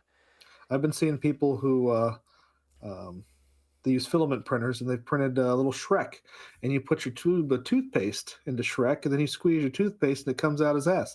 That might be your thing, right? Who knows, but that's out there for you. Ridiculous. Free STLs, sculpting, all that sort of fun stuff. But out of all the people I know who 3D print, you are the most go. Like, know what you want, or you're just like, I'm gonna print it. Like if your printer's not going, you feel like you're wasting time, even though it's paid for and it's fine. I do. I honestly do. I'm like, I could be printing right now, right? Like, yeah, it's just like I just hit the button and it does the thing. Like, why is this not rolling? Yeah. So we're gonna do. Well, let's call it a masterclass in 3D printing, right? No. Oh, I don't know. Oh, wow. Yeah, no. No. This will not be a masterclass. Essentially, This okay. is a How to get started? I guess how to Baby's get first print. started, and like maybe a poor man's kind of just doesn't know any better, like an idiot savant's guide to, Oh, it 3D is. printing. Like I said, it's not even like a fault. I remember so many people having issues with 3D printers just nonstop, like weird things left and right. Neil gets it for Christmas, and I think it was like me and Matt were like, "Oh, well, here's what our friends have learned." You're like, "Cool, here's like 12 things I just printed," and we're like, "Oh, like it is the one thing in this hobby that you have found that you are almost untouchable. It's like, you know how You like just Mozart, works." like he saw a piano and it just made sense. Yeah, exactly. That's Just, what it is, like, I'm dude. serious. Like I feel like this is like the one thing where I like you like I'm a lot of the time I'm an idiot, but I'm very rarely a savant. Yes. This is the one time I get to be an idiot savant, right? And Fair. no, it really did. Like, I kind of looked at it, and like a lot of the things, the 3D. So I guess we'll start from the top, right? If Well, you want to 3D yeah. print, the first thing you need is a 3D printer. Well, Now, okay. Well, what types? I know I mentioned it earlier, but I know of resin and filament. filament, What right? is the You can difference? print models on either. Okay, It good to doesn't know. really matter. Okay. Some of the filament printers are actually getting pretty good these days and can print some pretty detailed things. However, you will not get the detail out of a filament printer that you will out of a resin printer. But there Okay. is is a filament printer easier to troubleshoot and use, or is it I like wouldn't say it's any easier to troubleshoot if you're having issues with it. They okay? they both have their issues. The thing is a filament printer is just less.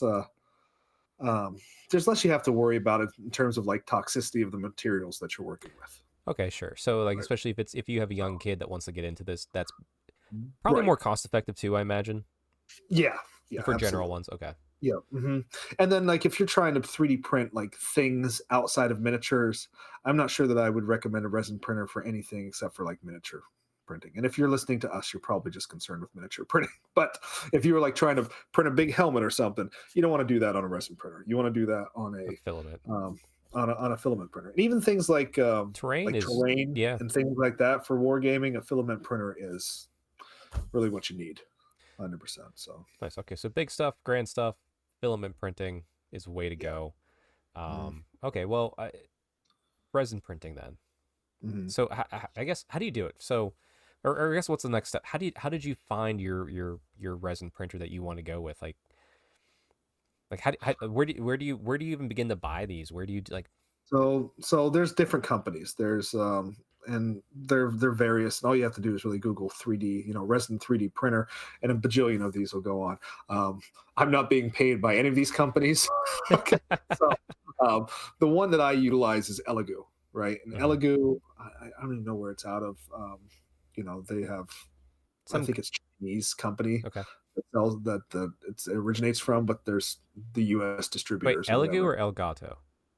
Elegoo. Elegoo. Okay, okay.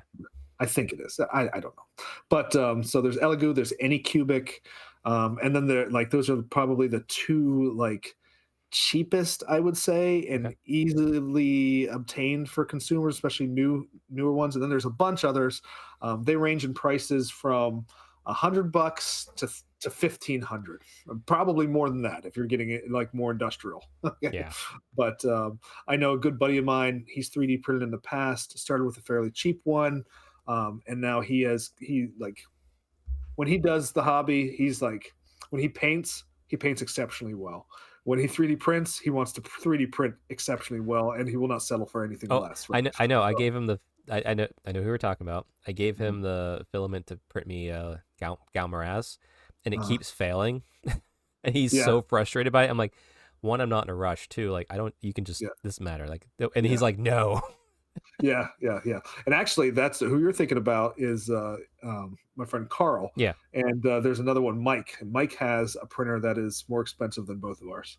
Oh, And okay. Okay. Gotcha. and he has both. He has a resin and a filament printer. I would love to also have a filament printer. But getting back on topic, I find personally, and I'm just going to give you personal preferences. Okay. The first one I ever bought was Elegoo Saturn S, right? And honestly, I pulled that thing out of the wrapper and you hit the test print.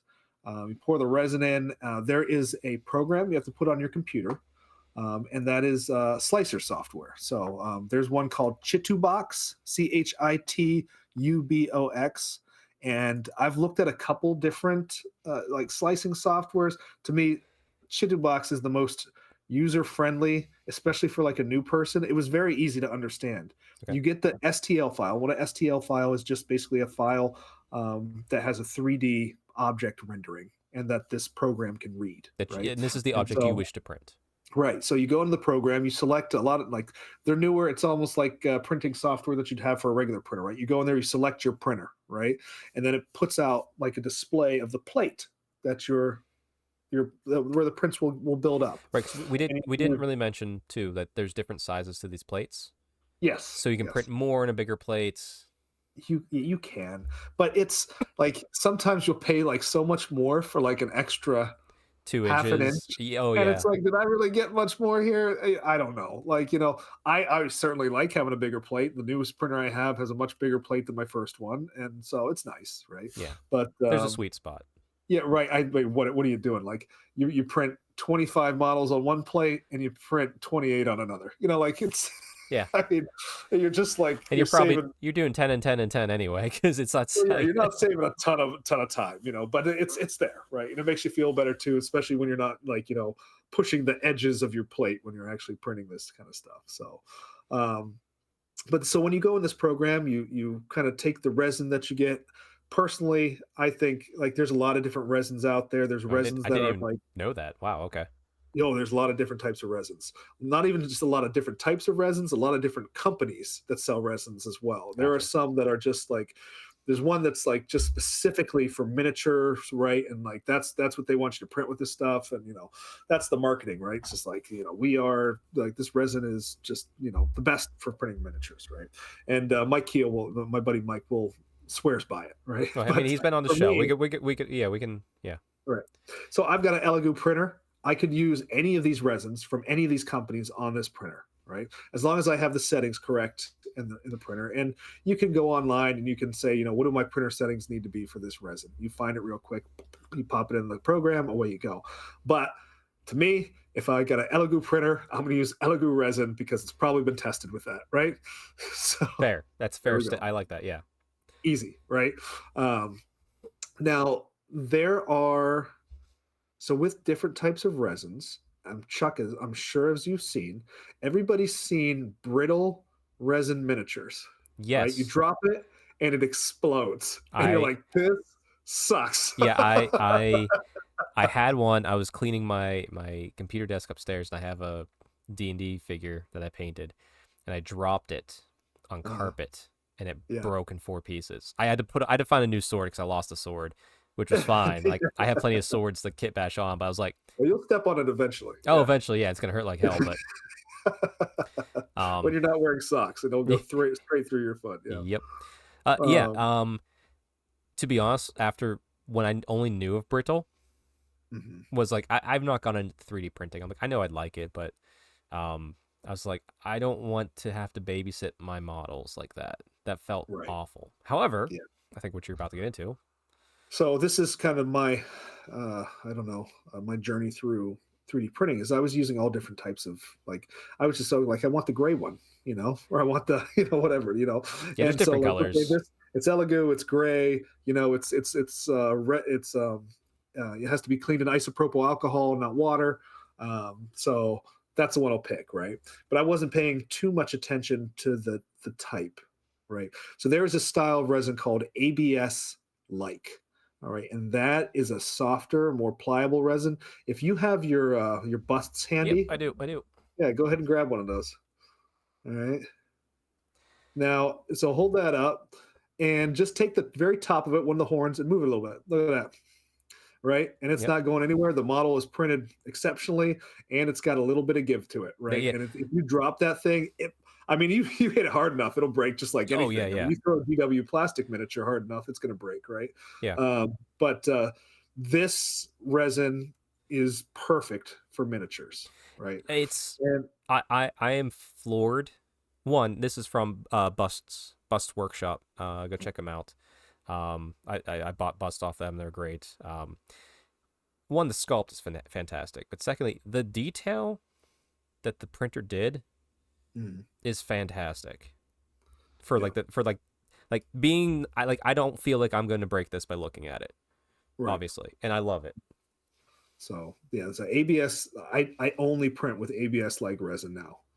Now I have an Orcs and Goblins army that is not printed in ABS like. It may have some that's in there because, like I said, I just grabbed whatever resin and just like, oh, okay, this now, And but yeah, it is much more brittle than the army that I currently have, and so I'm constantly getting the super glue out for them bad boys. Fair, it's unfortunate, but oh, by the way, not to interrupt you, I forgot to mention because we had our kind of like hobby goals at the start of this year when we did it. Mine was to paint some sort of bust model every quarter. The Bulbasaur took care of quarter 1, by the way. That's what that was for. So I forgot to mention that. I am on track, and I have I have 2 busts in hand, and I think Neil's giving the third one to Matt tomorrow.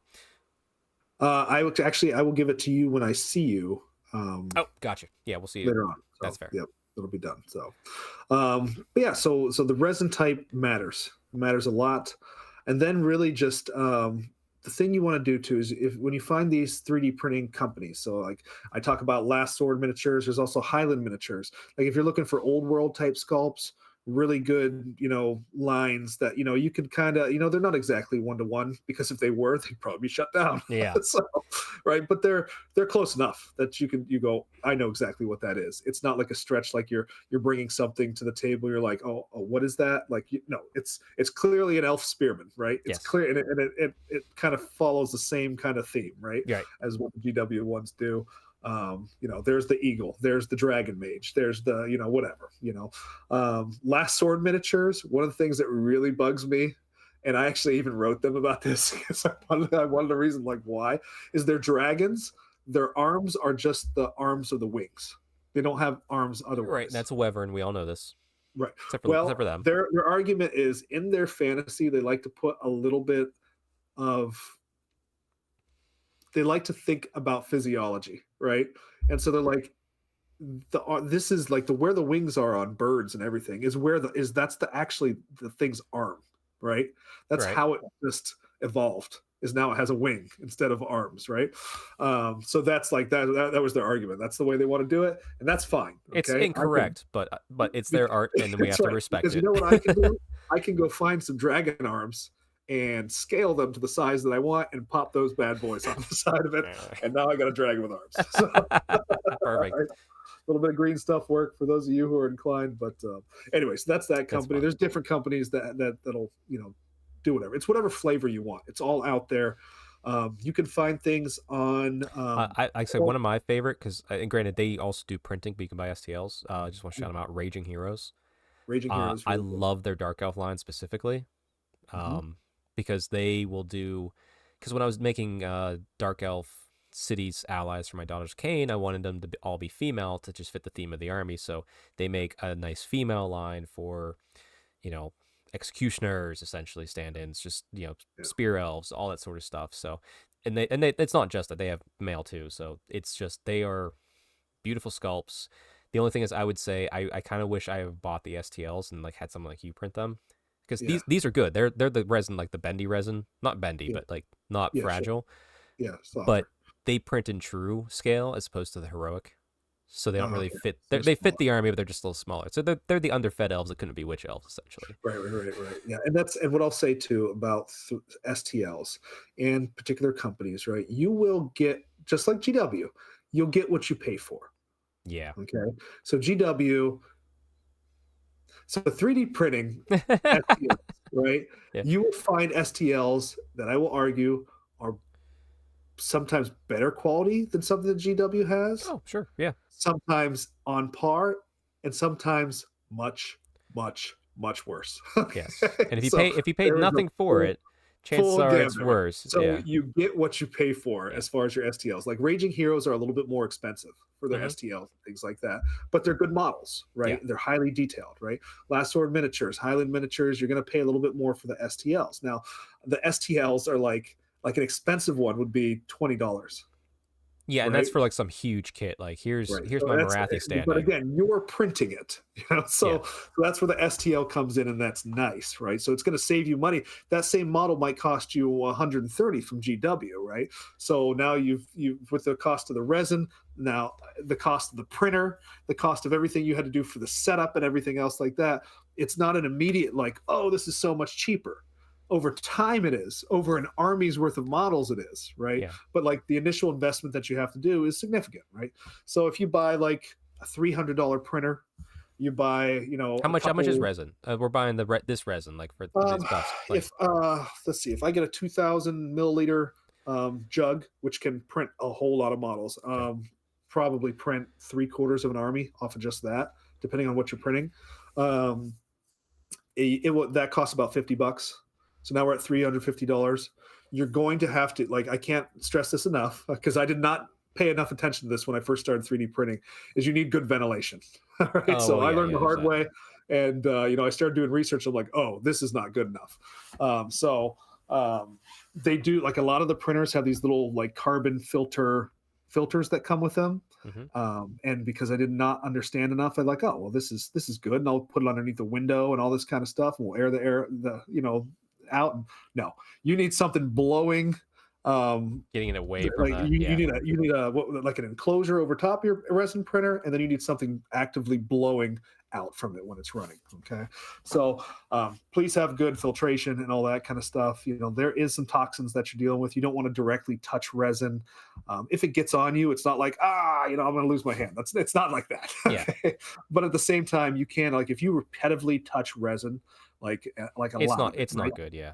You can get burnt, like what they call resin burns. It's almost like an allergy kind of thing. It's just not good, right? Yeah. And so don't do that. Have gloves. So you need gloves. You need isopropyl alcohol if you have the type of resin. So when a 3D printer prints, it goes down in the resin, pulls the model back up, and then some of that loose resin is still kind of dripping down, and it's going to drip down, and then it's going to stop, right? But the models itself still has, just like if you There's a bit of dip something into viscosity. water, right, it's still Yeah. going to be wet, even if it's like just sitting there for a while, Yeah. right? So you have to put that you have to wash it in this in the isopropyl alcohol, which kind of disperses it and everything, takes it off of there. You pull those out. Now, Once they're pulled out of, quick good. question for the isopropyl alcohol. Can you use like the bath a couple times before you have to change it out? Absolutely, you can. Okay. So the other thing you can do is you can. So what I do sometimes is I will put, like, I have a cleaning station. That's another like $100 on top of that. Now we're kind of pushing $500 here, right? Hmm. All right. So I have a cleaning station. I'll put put it in there, and I'll have the UV rays actually shine into it, and that actually kind of separates out the resin. And then I'll go take it. I'll filter it out, and you can actually clean up the resin, and get it all out of there, like the cured resin out of the isopropyl alcohol, and reuse it. Now, if you really want to, you could just pour it out, and you could just go get more isopropyl alcohol, but that's money. Yeah. So, Yeah. That is money. Yeah. right. So So real if you quick, whenever can you recycle it, recycle it. whenever you So, go whenever you go to wash, is it just still on the tray? Because I know since it pulls up, do you just take the tray out and and switch it over to so the you pull the tray off, and they're all just kind of hanging on the tray, and then you right? have to kind of you get a tool that basically it's almost like a It's a spatula. yeah, It's a 3D not printing really. spatula. It's a metal kind of thing, almost like you'd use to do like spackling, right? Oh yeah, yeah, yeah, yeah. Yeah, and so you take that, and because they're on there, and I mean they're on there, right? So you have to kind of get them off there. Once you get it underneath of it, you can kind of pop it off, and then you can toss it into the washing station. That's awesome. So after you're done with the washing station, they come out. You have to kind of let them, dry off a little bit, and then you put them into the. Yeah. How long? Okay, so real quick, where we're at right Mhm. now. How long did it take? Let's say this bust right here. We have a prime example.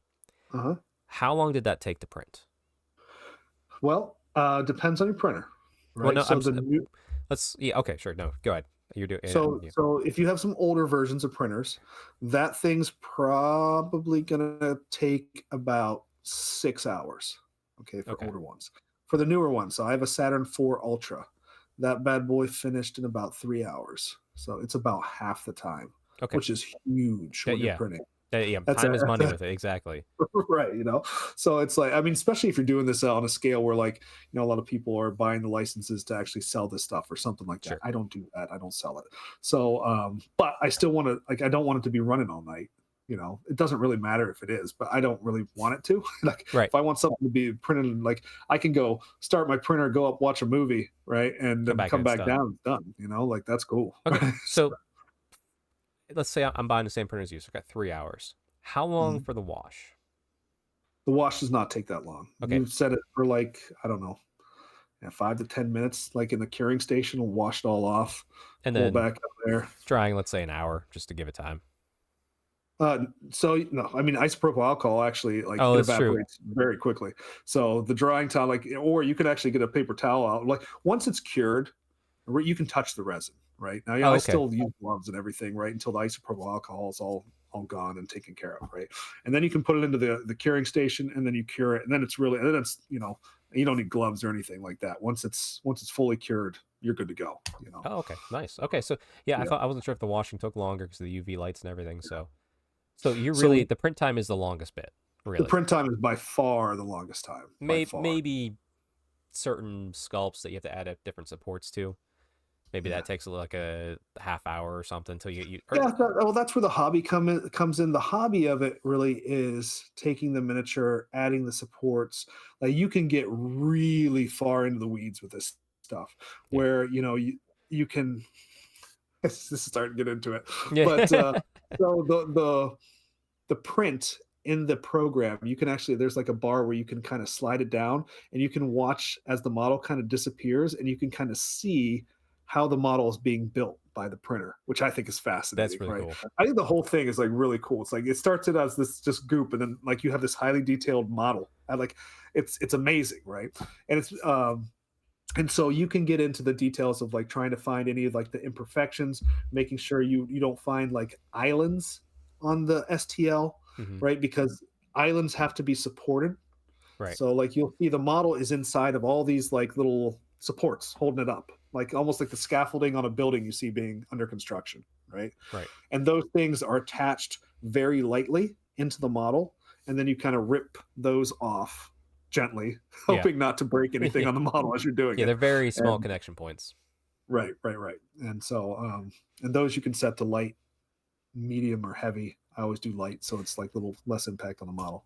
Yeah. So I've seen that there's like auto generated versions of that too that are pretty good from what I've seen, but I'm not sure if that's special programming or whatnot. But okay, mhm. that makes sense why you need to have so many supports. Because, like, yeah, if it's printing from the bottom and there's like this random piece of armor, but it only connects to something much higher up that's printed last, then you need to support it. Otherwise, it's just gonna be goop Mhm. that won't even go on anywhere. Yeah, and the other thing you have to understand too is just how to align it, and, like, you have to kind of turn them backwards. I don't know. I just started doing this because it just kind of made sense to me, and, like I always kind of tilt them backwards, and then anything that's going to be very long. Remember, it's kind of build from the plate, right? So the plate comes down and up, right? So if something's sideways on it, that's harder for the printer to print. Something sticking side than it is when it's up and down, Yeah, because it's doing a lot of right? So, then like, this all has small to be points. supported, right? If it's across like that, but this doesn't really have to be supported at all if it's straight up, because that's coming straight from the top of the printer. So I, Interesting. I understand if you're listening to this on podcast, this you're not seeing my hand. But, Straight up anyway, and horizontal, lots of supports. Vertical, little to no supports. exactly. That's Angled, exactly. best of both worlds. So the angle matters when you're doing this kind of stuff. Huh, And interesting. because of that, like, let's say you're new at this, and you're like, this sounds like, this is stupid. Like, I don't want to have to figure all this kind of crap out. There, you can get your STL models. A lot of the times will come, the company will pre-support it, and so the file, you pop it in there, and boom, the supports are already done and everything. I don't know. I sometimes I feel like I'm Do, reinventing the wheel, and I'll just do it, like, because I say, I'm do you like, sometimes you're just like, I know better? yeah, and I don't. But again, it's just an idiot's attempt. So, um, but yeah, so That's pretty cool. yeah, that's pretty much 3D printing in a nutshell. Like, you can really push through this stuff pretty quick on some of this. So Okay, and like I said, did you say like the cost of the resin, or did I distract you? The resin's about $50 for, Okay. not even $50. I'd say maybe 38. 38 is what I pay for 2,000 milliliters. It comes in thousands, or usually 2,000. There's probably bigger ones You you could can probably get buy that are you could even probably buy more. industrial Probably like a drums. giant ass jug of it, but like to me that's ridiculous. But again, if you're doing this at an industrial scale, then God bless you, and I hope How you have really good ventilation. So or you like weird dreams because you're gonna pass out real quick and it's gonna be a nightmare. You're at the getting very least, high as heck. yeah. So what for that $38 bottle of resin, how much Mhm. of an army are you gonna paint? Let's assume there's one dragon, 10 or so horses, the rest are infantry. And let's say it's 100 models total. So not maybe So like I 80, can tell 90 you right infantry. now, Yeah. off the bottle that I've done so far, I've done 24 Lothern Seaguard. Okay. I did that Shia Vest stand-in model. I did 32 Spearmen. I did a Griffin at a bigger size. Um, let's see. What about that Chaos Dwarf army? Is that a different bottle? That was a different bottle, but I did the Chaos Dwarf Army, both of your busts, I Oh, want to say. on one of those And bottles? yeah, on one of those. Okay, so So, essentially you're going to spend after you've absorbed the cost of the printer, mhm, which let's just say 400 to 500. Keep it simple, mhm. and we're overestimating a little bit there, I think, because we're assuming you're getting a wash station, you're buying Yeah, extra probably isopropyl. you got to do something for ventilation. You're doing a Yeah, tent and all that kind of stuff. yeah. It might be close to 5 to 6. So Okay, let's say 6 on the high end. okay. Look, So 5 to 6 high end. So if we're looking at a GW army right now, if I look at Slaves of Darkness, Archeon top of mind is just shy of $200. mhm. That's a quarter of an army. Um, so we're saying 200, 250 per quarter of an army almost, maybe a little bit cheaper. Um, so for the cost of a GW army, maybe a little less right now. You can get a Mhm. printer setup. Now you're going out and buying some STLs and stuff. Mhm. So maybe your final cost after everything is about the same as let's say 3,000 point Warhammer army. Pick Mhm. your flavor. Sound about right? Rough guess. Yeah, I think once you pay for a bunch of STLs and all that kind of stuff, you're probably up there. For everything that you want, you're probably getting close to like $1,000, right? Yeah. Over. I would say that's But probably right. so if you look at that instead of buying an army, I'm going to buy all of this stuff and the STLs I want. That's great. And then when you get to your second army, all of a sudden your army costs you $200 Right. because you're buying just resin and STLs that you like. Right. And then after Mhm. that, each time it's no more Now, than that. and there is something to be said for, you buy a GW kit, right? Yep. You don't have to worry about ventilation. I mean, to some extent, right? Like if you're spray painting in your basement, I hope you have good ventilation, right? Yeah. But that's your choice, right? The model itself, there's no toxic, there's nothing you have to worry about. Like there's no resin that you have to worry about. There's no isopropyl alcohol that now has a bunch of resin in it, that you've got to clean out. You don't have to do any of that kind of stuff or Right. worry about any of that kind of stuff. And So there for there somebody is who there doesn't want to have to worry about that, then there's options for you. and when you're buying a Warhammer sculpt, you're buying a quality sculpt. Yeah, yeah. And like the reason why I said like some 3D sculpts are better, like if you're looking at some old world sculpts, I guarantee you can find way better sculpts out Oh, there. for sure. For sure, right? But if you're looking at like the new things that are coming out, like new Illyrian Reavers and stuff like that, new AOS type models, the detail on those models, you're just not going to beat it, and you're Right. going to pay for that. Unfortunately, that's just what you're going to do, and you know what the prices are, and I don't need to tell you what they are, Yeah. right? But then that is, you're going to get a very good quality model, right, Mm-hmm. from Games Workshop, and I think that's fine too. I think they both can exist, Oh, right? 100%. Like we talk. I enjoy 3D sculpts. I usually enjoy them more in things like busts and such. Like this is a very Warhammer feeling thing. It hits all my nostalgia because it's not Marathi. Wink, wink. Yeah. But like I have a few things here and there mixed in. Like you printed me King Thorgrim. on Throne because I could not afford to buy the eBay prices, and they haven't re-released them. And I love it, and it works, and it fits in perfectly well. I do have a problem personally where, like, there's a big nostalgia hit for me that I like the GW sculpts, so I'm willing to pay for them because it hits that nostalgia. However, if you need to not pay those prices or can't budget it because other things in life are going on, you can still get pretty close, as you said. Yeah, which is just great. Like yours are pretty close. I think the one thing in your army that doesn't hit the nostalgia at all for me closely is your Sisters of Avalorn. they are way off. They're as way far as off mentally for me. And But I'm still, not sure I could find a model that was as close. So that's fair. But like your Skycutters feel like a better version of Skycutters. I don't think so. I think the Okay. GW models are much better. But they are close. Just from pictures, I like yours look pretty cool. I was like, oh, okay, I could see those. Yeah, no, I think the GW model is much better. If you see them up close and personal, I think you'll agree with that. Okay. But at the time when I was printing those, I think a Sky Cutter was $200 on eBay. Oh, at least.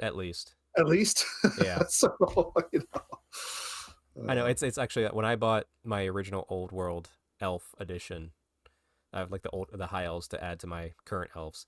I was talking to Tom Lyons to buy. He has a bunch. It's on his eBay. I'm not sure what his eBay store is, but message him if you know him. He has high elf stuff he's willing to sell, and he'll point you towards it. But he was selling it to me direct because we're friends. He knew it was going to a home that was going to paint and use them. And I was like, maybe a Sky Cutter. And he gave me a phenomenal deal. Like, I'm talking maybe 20% over what he paid. And it, like, mentally, I'm just like, no, you got to go sell that on eBay. Like, I feel bad. Like, I'm taking food out of your children's mouth at this point. Like, right. Like, I'll get one later. But yeah, sorry, those eBay prices are just crazy. But yeah, I do have a problem where I get such a nostalgia hit from the official sculpts. I'm still waiting. I would like to. Maybe this is probably at this point. It's probably like a next year plan. Like I'm doing the busts this year, but I should probably, pay for the time on your machine and get a fully 3D printed Warhammer army, maybe Skaven or something, just to do it. Because it is fun to paint other sculpts if they're slightly different. Because, like, to be fair, I can paint a Warhammer sculpt like that. It's so, like, in the back of my brain. And you can't always paint the same on different types of sculpts. So it's good to branch out. It's good to mix it, like you said. And so I see no problem, as you said, too. Like, mix them together. Like, oh, I like the classic Swordmasters. Okay, use those. All right, but your spearmen look better than the old spearmen 100%. Yeah, do those. That's like it's like Dragon Princes for me. I really like the Dragon Prince models. They are, the size of them may match up fairly good because they're kind of newer, so they're almost more towards that heroic scale. Yep. Than what like older, like your old metal Swordmasters or something like that, right? Oh, yeah. So they may that's something I may get from GW, and that might be a combination thing. I don't know. We'll see. I'm kind of on the fence on what I want to do there, but thanks to you, I do have 5 Dragon Princes. Oh yeah, there you go. Sitting down there right now, and I'm like, do I just add to these and then I'm done? Or do I think you do. I think you find a better, like a spear that fits more in line with what your spears are. Change out the shields potentially. Yeah. And that's it. Because you're right. The rest of the model is just, the horses are too perfect. Right. Yeah, it's like there are kind of mock-ups, like there are of everything, right? But none of them quite hit the mark. I feel like Dragon Princes are so iconic that it's really like I can get a cooler looking Griffin. Oh yeah, almost anywhere. Well, how many people are? Okay, the new Eagle came out. I bought that new Eagle. The new Eagle, the re-released Eagle for High Elves. I bought it because I didn't have that sculpt, not because I thought it was better. Is it better than the ones I have? Yeah, because I have the old flat ones. If you want the best ones, go buy the Lord of the Rings ones. Yeah. Oh yeah. Or 3D print them, because there's so many great. By the way, it's very hard to find good 3D Eagle sculpts. Really? Yeah. Fascinating. They're all like, they look like chickens. Like I'm like, what? No. Like the Griffin the Griffin you painted is amazing. The Phoenix that you sculpt that you showed me looks great. Yeah, yeah. Yeah, like they No, I've almost decided to use the phoenix sculpt because what's a phoenix really? It's just like it's an eagle with a longer tail. Like I'm like I could find a tail somewhere, and just use that phoenix sculpt, yeah. But I don't know. I just like I want to find like GW like for high elves, right? You have guys who could ride eagles, right? Yeah. Everybody just uses a great eagle as a great eagle, right? But like that's a mount that you can have. But there was one back in Marauder miniatures in like third edition Warhammer. I have one in the Wood Elf range. It is And the oh it's so hard to actually find anything to mount on those things or find an eagle that's you, even able to be mounted. So like it's almost like, yeah, that's the thing you could do, but how the hell are you going to do it? yeah, You know? the best ones I've seen is people have taken the old Isle of Blood and changed the griffin body to be just an eagle. Which is, It's by the so way, hard that's to a do. lot of work. That's so much work. That's a lot of work. I've looked at that too. And then, but even then, you're like, it's claws way out there like that. It just Yeah. doesn't look quite right to me. Yeah, yeah. No, Personally, like I love the claws, but you're right, like but I love it on a griffin. Like I don't really love it as an eagle, but I mean, I also get that. Like, that's the only way you really could do it. Last yeah. Sword Miniatures does have a sculpt with a rider, but then they have just because sometimes they like the fantasy esque their things, so they're a little bit different. The Great Eagle isn't just like a feathery tail; it's got like a tail, and then Oh, it goes into the feathery tail, right? So you're like like, if you don't stop it. want a tail on your eagle, like Yeah. so I know. It's rough too because it's like there's no good way to do it. And also too, you look at the rules, like the amount of effort we'd have to put in to get an eagle with a mount riding on it. You're like, but yeah, I could to just be spend shot out and shot off of it in yeah, 5 seconds. I could just get a griffin for like the same points and I have the model done already. So Right. Yeah, oh and well. we'll talk about our armies of infamy and what I was thinking about doing there and how I basically made that same decision. Like I was just like, oh, it'd be cool to have these guys on eagles, and then I'm like, there's no good sculpts. Nobody's going to be able to do this. So, and in the Total War Warhammer, these guys are on griffins. So griffins it is. Griffins So, it is. There you go. Love it. Love it.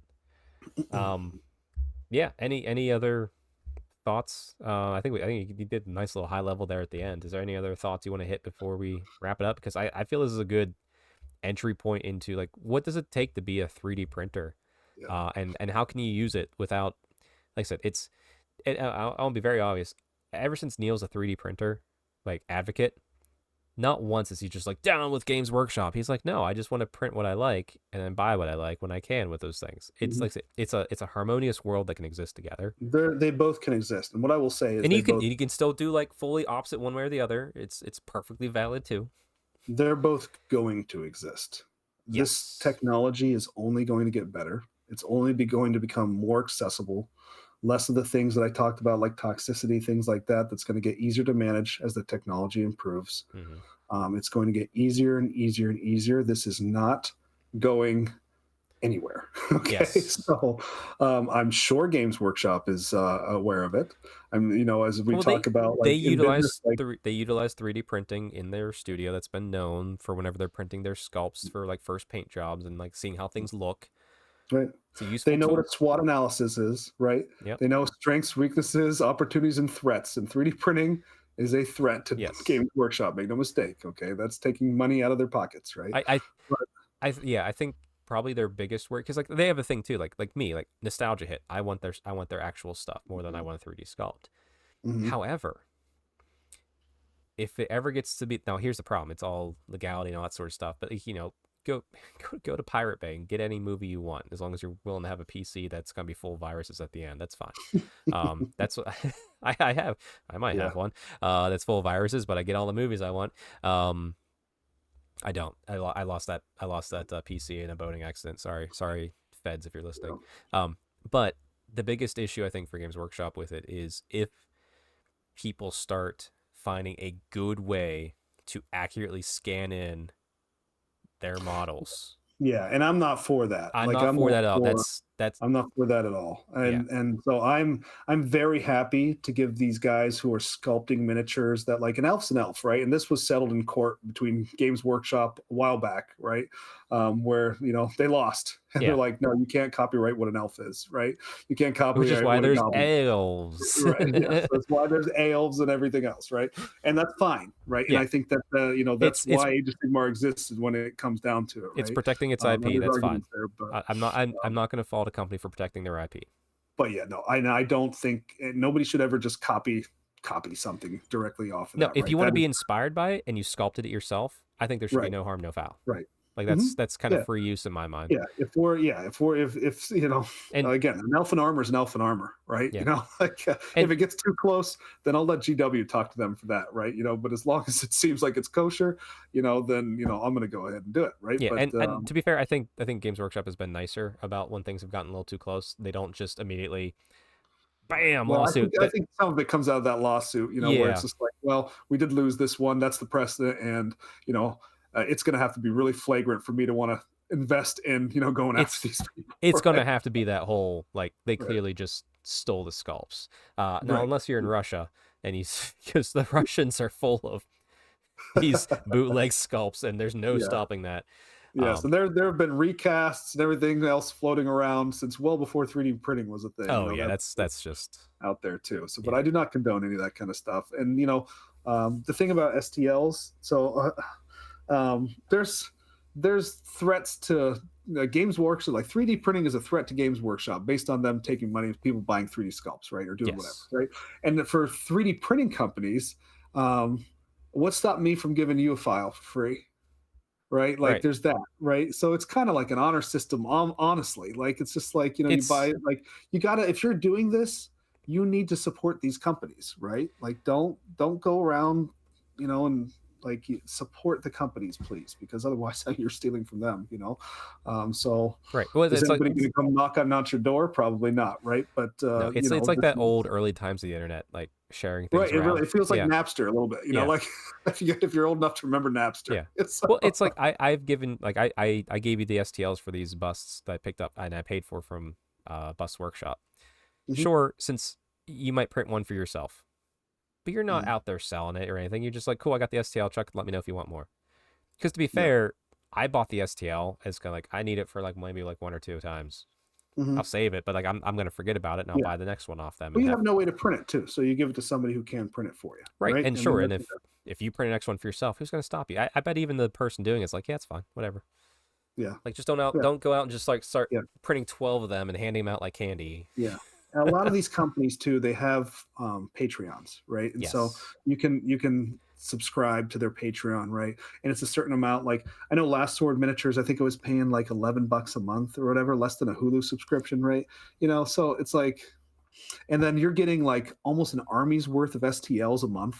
Yeah. Like come on, it's $11, right? You know, so go out there, you know. Well, support a lot these of them too. It's like with quality sculpts, even that, hey, join my Patreon, get access to the sculpts, and you're like, oh, okay, cool, I'll do that. And you're like, oh, here's 13 armies worth of sculpts for $5 a month.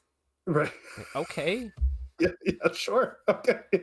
Yes, let's do that. Yeah, some are way too generous. They could make a little more money, and that I think people would be able to. Because also too, with the cost of an STL, after you have the setup going, or you have a friend who has the setup going, and you're willing to like the best way too. By the way, if you have a friend that has a 3D printer, and they're willing to print for you, usually the best way to support them is I'll buy you resin. Mhm. I would just like, what resin do you want? I will send it to your house. Because I will literally send you a bottle of resin to print me like 3 of these busts. Right. And guess what? Yeah. The rest is yours to use for whatever you want, which is tons. Right. Yeah. And you spent $38 on that plus the cost of the STL, which is Okay, $45. Like, I don't have. Yeah. It's not that's expensive. a cheap single model. Yeah. for most places, right? Yeah. So, Yeah, can you imagine it? Okay, if Games Workshop was selling this, I'm guessing $135. Goodness. I'm guessing. I don't know. They don't really do Mhm. busts anymore, but oh well. Wish they would. So yeah, it's an option. There are a lot of pitfalls. There are a lot of, just be careful with, the toxins and stuff like that. But as far as the hobby goes, it's a blast, man. I think it's just fascinating, right? That, like this stuff comes from goop, and all of a sudden, It's not here good. it is. Well, it's I love that part probably the most because my wife loves to crochet. I have watched her crochet, and she has a stick and yarn, and she just does this for a little bit, and then something exists, a tiny square, granny square it's called, or whatever, or like half a ball, and I'm like, I watched it, I don't know what happened. I know you're tying knots in a fancy way and it's working, just like I know how Right. I know how the resin printer works, but it's still a little bit of Right. magic. Yeah, I know that it's like, okay, so this light shines, and then the goopy stuff turns hard. Okay, but then like you see this model, you're like, nah. That's magic. That's like, no, that's no way. Like, what kind of magic is in this stuff? I love it. I love it. All right. Well, I think that's a good poor man's guide to 3D printing. Yeah. And I hope you all enjoyed the high elf break. But don't worry, it'll come back soon. We still did show miniatures, though. We did. That's right. That's right. Elfarian was flying through the air. Well, also, Neil, I forgot to mention this earlier. This should have been in the news. I apologize. We're doing it at the end, everybody. Hang tight a little longer. Neil, we got over 700 subscribers now. Ooh, look at that. I know. You guys are all great. Thank you for doing that. That's just YouTube. We have quite a few people that listen to us, I think, on Spotify or other podcasts, however that algorithm works. I don't quite get that part. But thank you all who listen to our nonsense. I've heard, on Wargamers Anonymous, we were voted sexiest beards. Really? So, yeah. Is that true? That's actually? Not a thing, really. Oh, damn. But it should be. It and we should be voted sexiest beards. I feel very confident in that. Make sure to like and subscribe if we're the sexiest beard podcast you've ever heard. Unless there's actually sexiest beard, non-beard focused podcast. I'm sure there's a beard focused podcast that crush us. Yeah. Oh, absolutely. Yeah, absolutely. yeah. I don't want to start. Yeah, I don't want to catch that smoke. Yeah. All right. Well, we will be back next week, and possibly talking more high elves. We want to take more time with our little armies of infamy thing we teased. So possibly next week. The other thing we might do next week, just to kind of clue it in here, Neil, I got to share it with you. Our good friend Val Heffelfinger over at Squarebase Podcast. I thought he was working on a comp pack. He was not. He has a draft for the Renegade factions, the Legacy armies, essentially, to try and bring them more in line. He sent it to me before I was supposed to fly home. To coming home yesterday. I was going to read it on the plane. Plane was a little too bumpy. so when you're reading like this, you're like, I can't do that.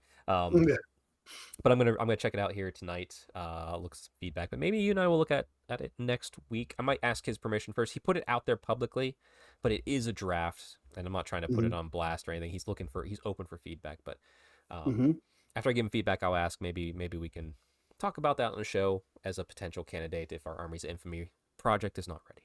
It'd be nice because I haven't spent much time. I spent a little bit of time here and there, looking at some of the legacy factions. But actually, those factions were not anything I played in the past. Well, actually, outside of Dark Elves, I'll say outside of Dark Elves. But I haven't really started on my Dark Elf army, which is a thing I want to do at some point. So it'll be interesting to kind of not knowing anything about the legacy factions is really as far as memorizing the rules. Yeah. It would be cool to see what he came up with, and if I feel like that's that feels right. You know what I mean? Yeah. Is it in line? There, right? Yeah. Because the only one I've touched has been Lizardmen. And not even the full army. I'm not even playing the part that is good within the Lizardmen book.